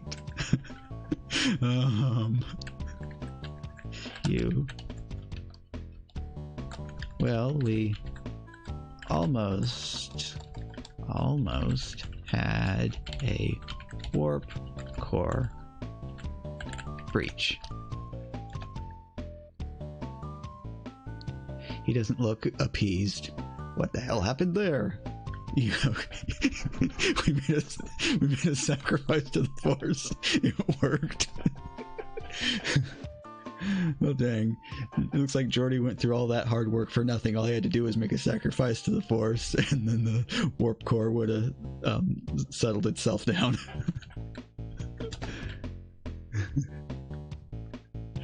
Now, may I help you with those? He looks you up and down and sniffs. No, you're not a soldier. I don't make exceptions anymore. Then what can I do for you? Yeah. He gives a nervous cough. Well, let's just say we need to coordinate our defenses. What? You're leaving yourself open for attack. That's why we need to coordinate. Against who? Well...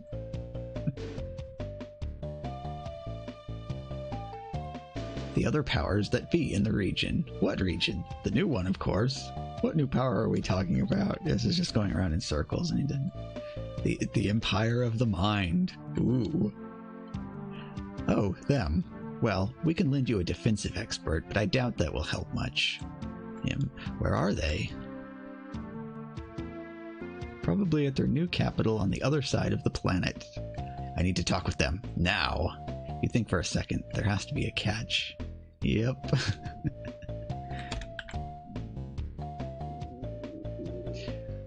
Well, we don't have to send them right away. There are soldiers here who could help. Soldiers? Good. We could use more.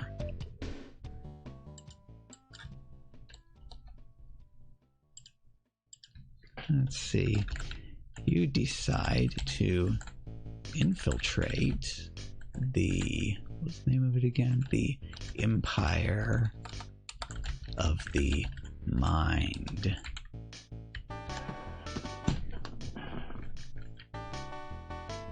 Wait, what? Okay, hang on a second. They're a new power, but apparently I was once part of them. So you know how to act and what to say to get in. The only thing is, it's not going to be easy.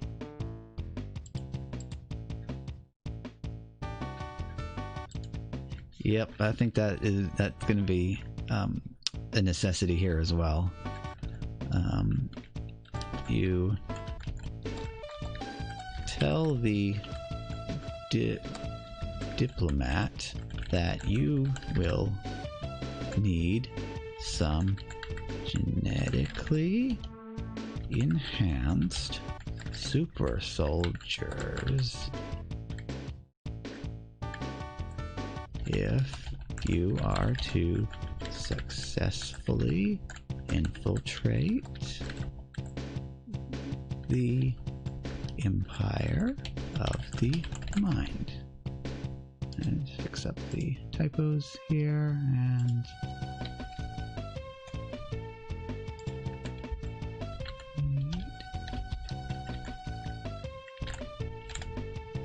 see what we get out of this one. Okay, so you tell a diplomat that you need some genetically enhanced super soldiers if you are to successfully infiltrate the Empire of the Mind. Him. Wait, what?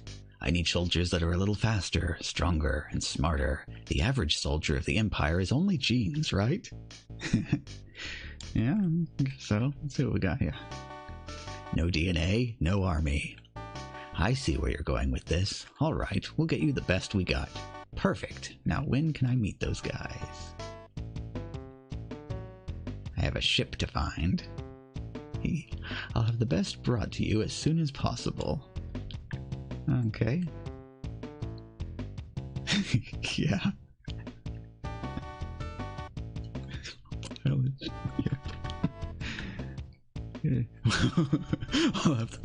have the best brought to you as soon as possible.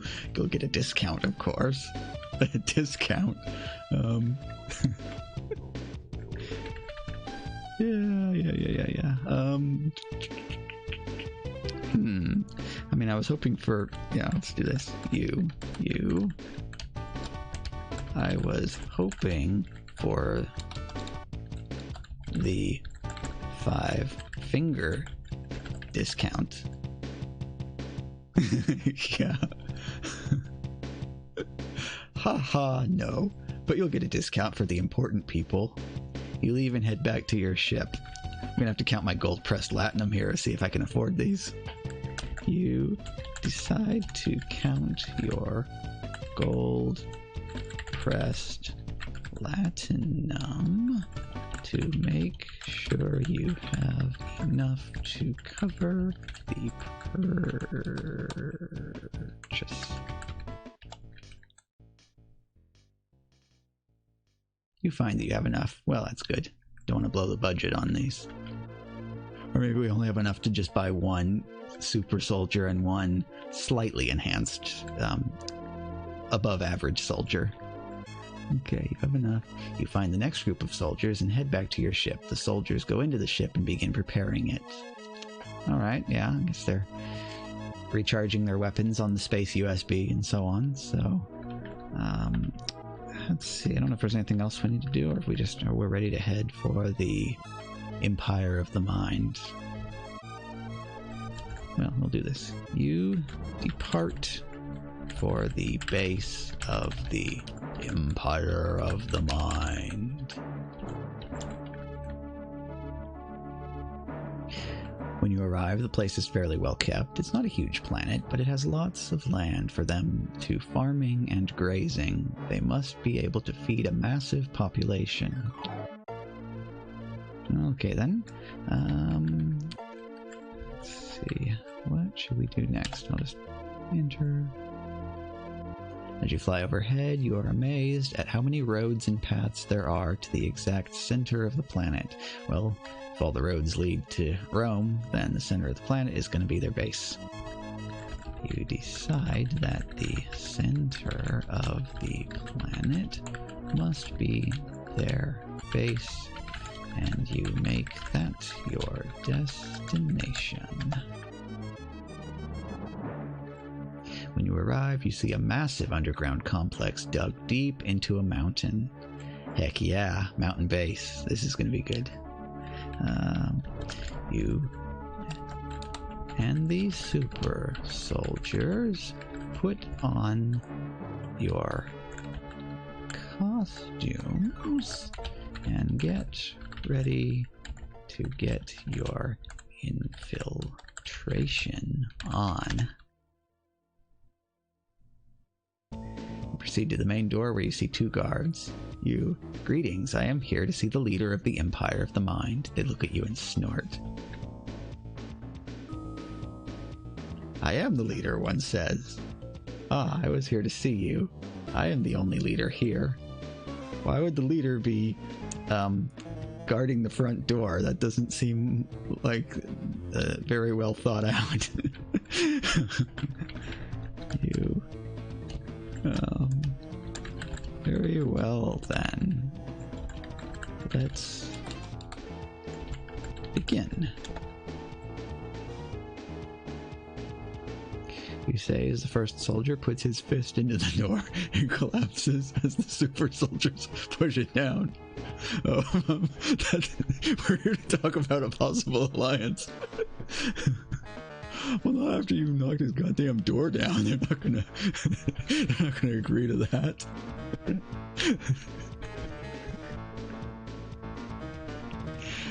I know you have been conquering the galaxy, and we would like to help you in this task. We have conquered the galaxy before, and we will again. The leader grunts. Good. Okay. I guess he's a little bit more forgiving then than most leaders of strange space cults. Yeah. Maybe that's what it is. He was intimidated and decided he'd rather have a fist go through a door than through his chest. Okay. Good. Come in then. You follow the leader inside. Poof. What a silly place. Okay. The leader grunts. How long will it take you to get the information I need? Oh, that was me. Leader grunts. Okay, yeah, continue. Leader.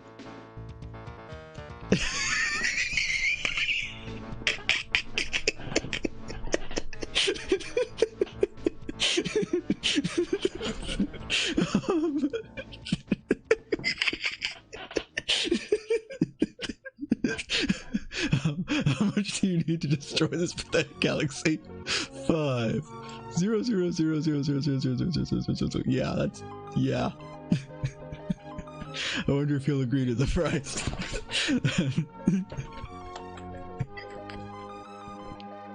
You have it? Leader, no. You damn it. Leader, but if you give us enough, we can destroy this galaxy in a few weeks. I mean, it was worth a shot at least, huh? You don't know how much money he has unless you make casual demands after beating his door down. A few weeks? Yes, a few weeks. We have powerful weapons that can end this war between your tribes and ours within a day or two. Oh, that's... yeah, just up a little bit here, though. Yeah. $1 million. I mean, again, you don't know. Maybe inflation by the time we hit the 24th century. Maybe that's a reasonable number. We don't know. It's a few weeks in the war in a day or two. That sounds like a plan. Leader, then you agree? Yes, leader nods. Good. Our weapons are being prepared. They'll be here in a few days. When can you begin the attack? Presumably after a few days, but for all we know, he might say in an hour and a half from now. I want to get out of this desert. We'll give you 1 month. Get ready for the attack. Okay. Alright then. It sounds like we've got everything lined up.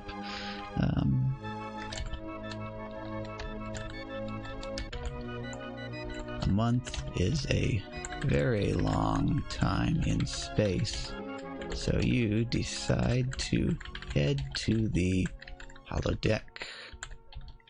for some R&R in the meantime. Maybe we can get a holodeck malfunction out of this. When you arrive, the computerized assistants direct you to a South Pacific island paradise. You get to walk around as you please. Okay, well, that sounds pretty nice. This is an island of 2 continents, with untouched jungles, beautiful white sand beaches, and crystal clear blue waters. This will be the perfect place to relax. Sadly, the island is inhabited. You see a few primitive tribesmen going about their day. They seem pretty friendly. One of them approaches you with a friendly wave.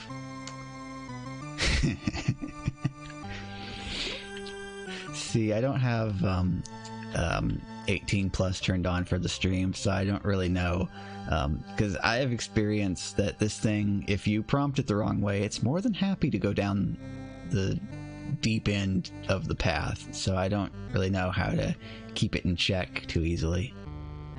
Actually, what I ought to do is see if I can make a thing where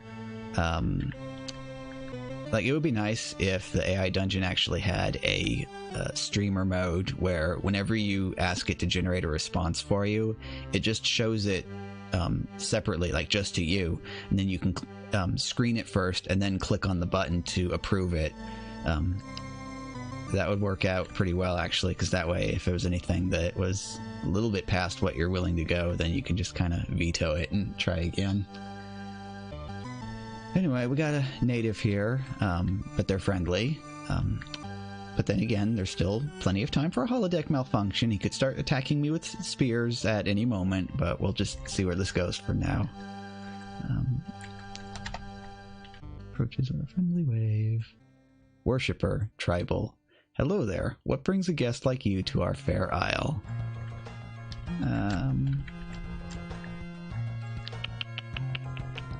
I've been under a lot of tension lately, and I'm here to relax.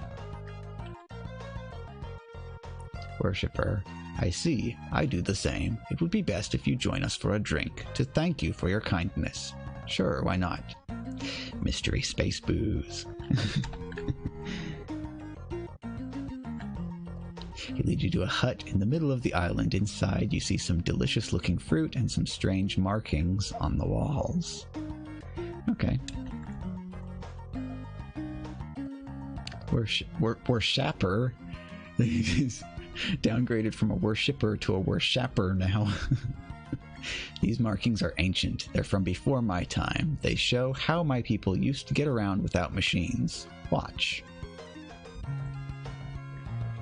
He starts making gestures with his hands, and soon a portal opens up in the middle of the room. Interesting. Huh. That's amazing. Where does that portal lead to? Worshipper?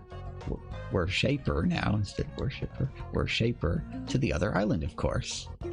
The other island is on this continent. See what he says about that. How is that possible? I've never seen anything but water from here. Worshaper? It was hidden by the island's flora. Come on, we'll show you how we get there. Just to make sure that he actually uses the portal, I'm going to force it.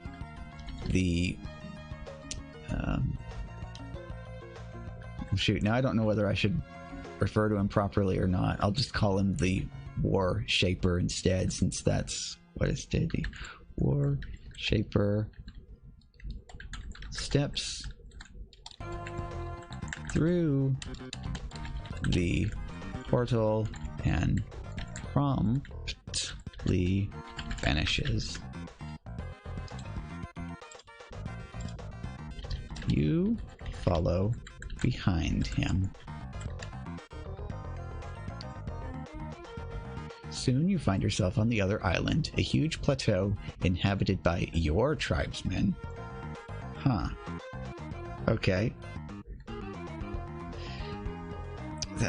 So, remembering that my character is, well, he started out as Ensign McRedshirt, but he's apparently gradually worked his way up to Captain McRedshirt over the course of the story. So, I guess this island is Scotland, apparently. Where did you guys get to? I thought everyone was here. What happened to you, Warshaper? Some of us were lost at sea. Others didn't want to live in the village with all the metal, so we built a city of our own. Don't worry, we'll all be back in time for the attack. How long ago did you guys build this city? Months, not years. Months. Okay, yeah.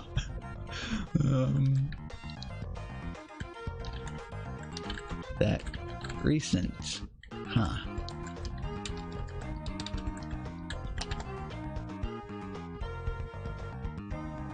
Worshipper, of course. How else would it get done? Well, can't really. Okay, you'd think it would take longer with the technology you have. Yeah, I guess if they're just like sticks and stones and stuff, but then I don't know. Let's just continue. Your weapons and vehicles seem pretty primitive. Yeah, we're still perfecting them. The others probably have better ones, but we just haven't gotten around to using them yet. Why not? We must have at least enough metal to make a few vehicles, Warshaper. We do, but there's no one to operate them. Also, we haven't worked out the bugs. And remember here, too, that we were supposed to be relaxing here.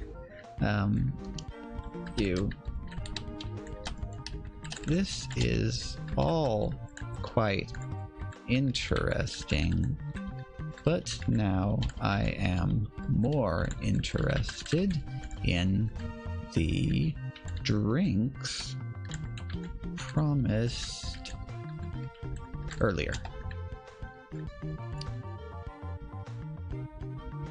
You leave the tribe and find yourself back in the hut. There you find some strange seeds in a bowl. Warshaper, try one of these. Strange seeds? Well, sure. You pop a seed in your mouth and start to chew it. Probably should have asked him for directions first, though. You're probably not supposed to chew it. You're probably supposed to suck on it. Instantly, you start to feel a pleasant sensation throughout your body. You stretch out your arms and start floating into the air. You begin to feel euphoric. No, this feeling is much better than euphoria. Okay, there we go. There's the space drugs.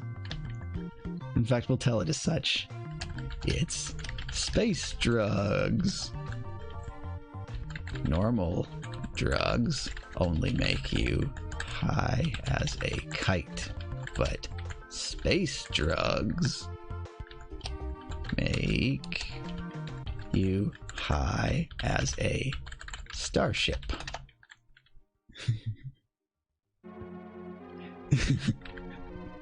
This is a force to be reckoned with.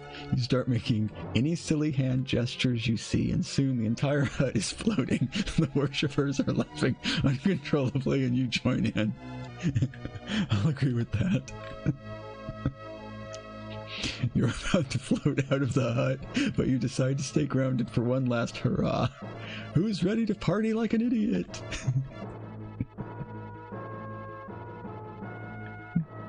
The tribe begins making weird noises and gestures. You join in once again.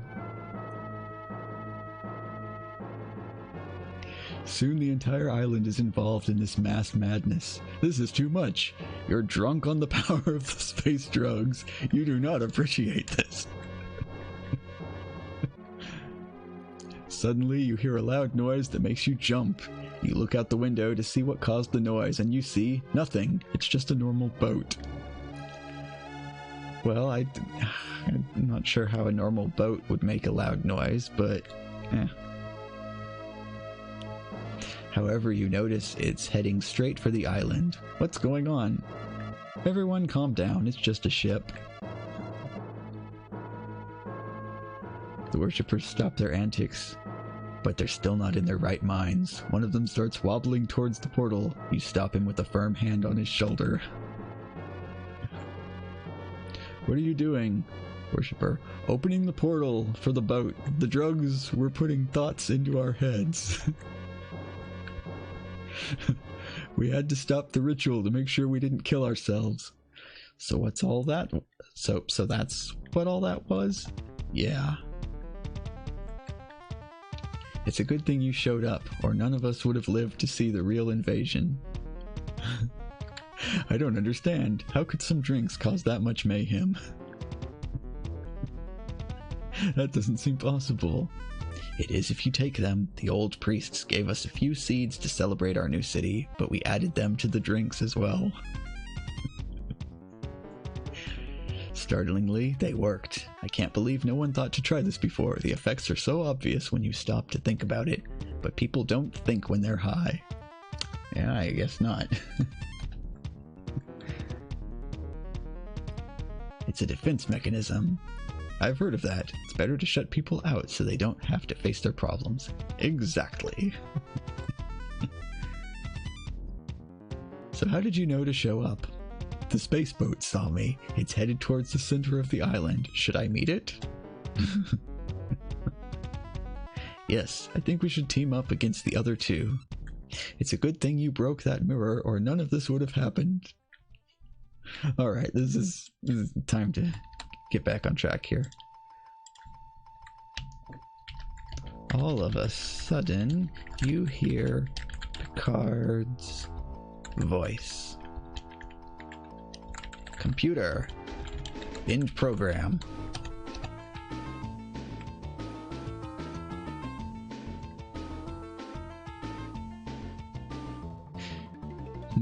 The effects of the drugs wear off immediately, and you fall to the floor. What just happened? The computer's voice says, the drug's effectiveness was enhanced when combined with the ritual. Yeah, so I would have rather had it in the holodeck program, but it's maybe not quite smart enough to pick that up on its own. You are left standing in the blank room of the holodeck. Picard is standing in the entrance doorway.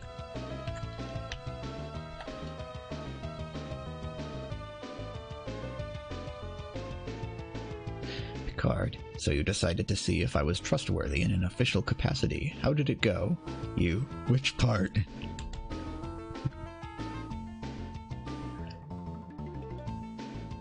The part where you convinced me that the threat from the other ship was a false alarm, or the part where you just woke me up from bed?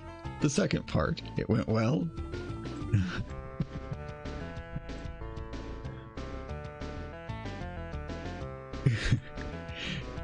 It's a good thing you didn't kill me. You're going to regret that.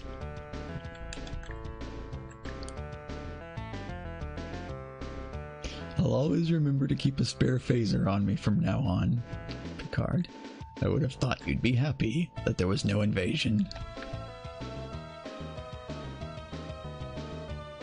With the way you've been acting lately, do you really think I'd feel happy about this? I don't know what else to do. You're right.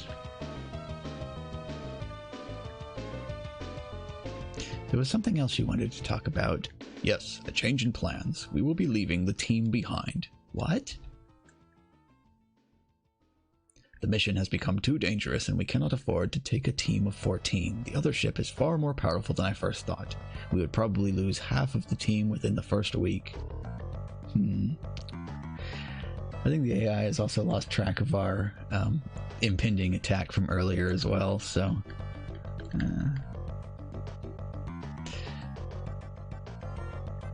let's see.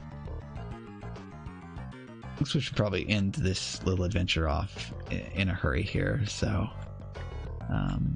you lead the attack into battle. You charge in with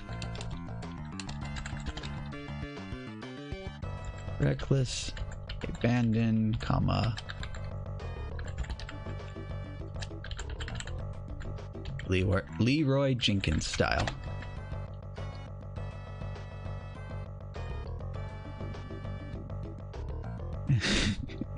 And you say, what?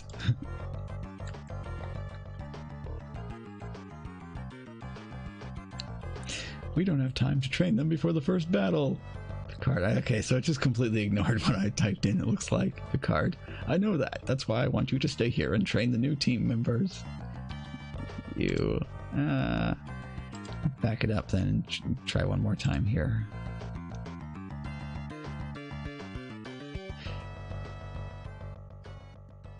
Okay. It's what you always wanted to do since you were a child, and it still feels the best. Then again, all of your fantasies finally came true when you were aboard the Int Star vessel. Well.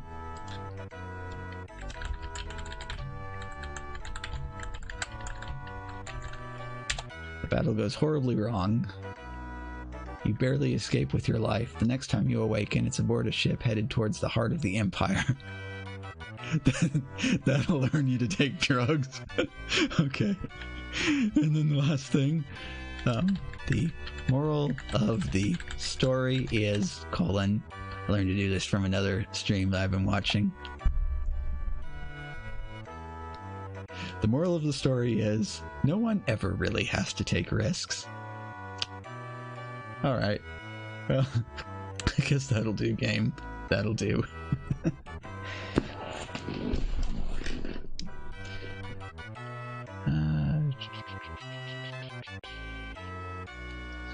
Back over to full screen camera. Yeah, so that was an interesting little experience this time. Yeah. I mean, still a better episode than Discovery.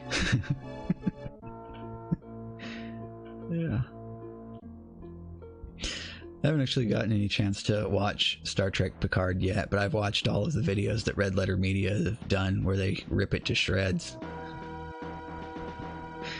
Yeah, let's see. I don't actually have anything else planned for today. You want to switch over to something else for a while, or do you think that this is a good stream? Yeah. Yeah. So I always used to watch, like back when TNG was still running new episodes, I used to watch it every night with my dad.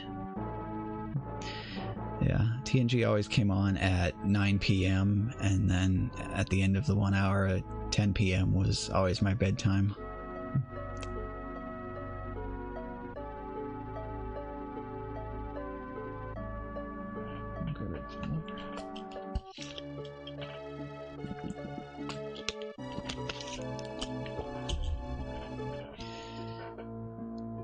Yeah, I think my stomach is kind of telling me I ought to be going in search of food, so I guess I'll probably call it a day.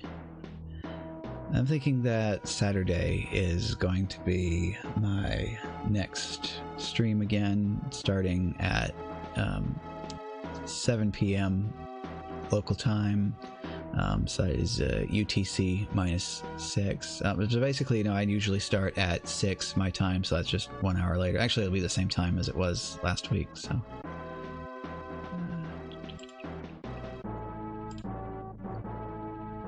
Let's see here. Oh, hey, there we go. Guess I can finish this off with another raid too. Well, actually, I did him last time. I don't know then. I guess we can just do a normal in-stream then and not do any raid today. That would work out okay. Or maybe we got somebody else doing... let's see, go to category. Category. Refresh.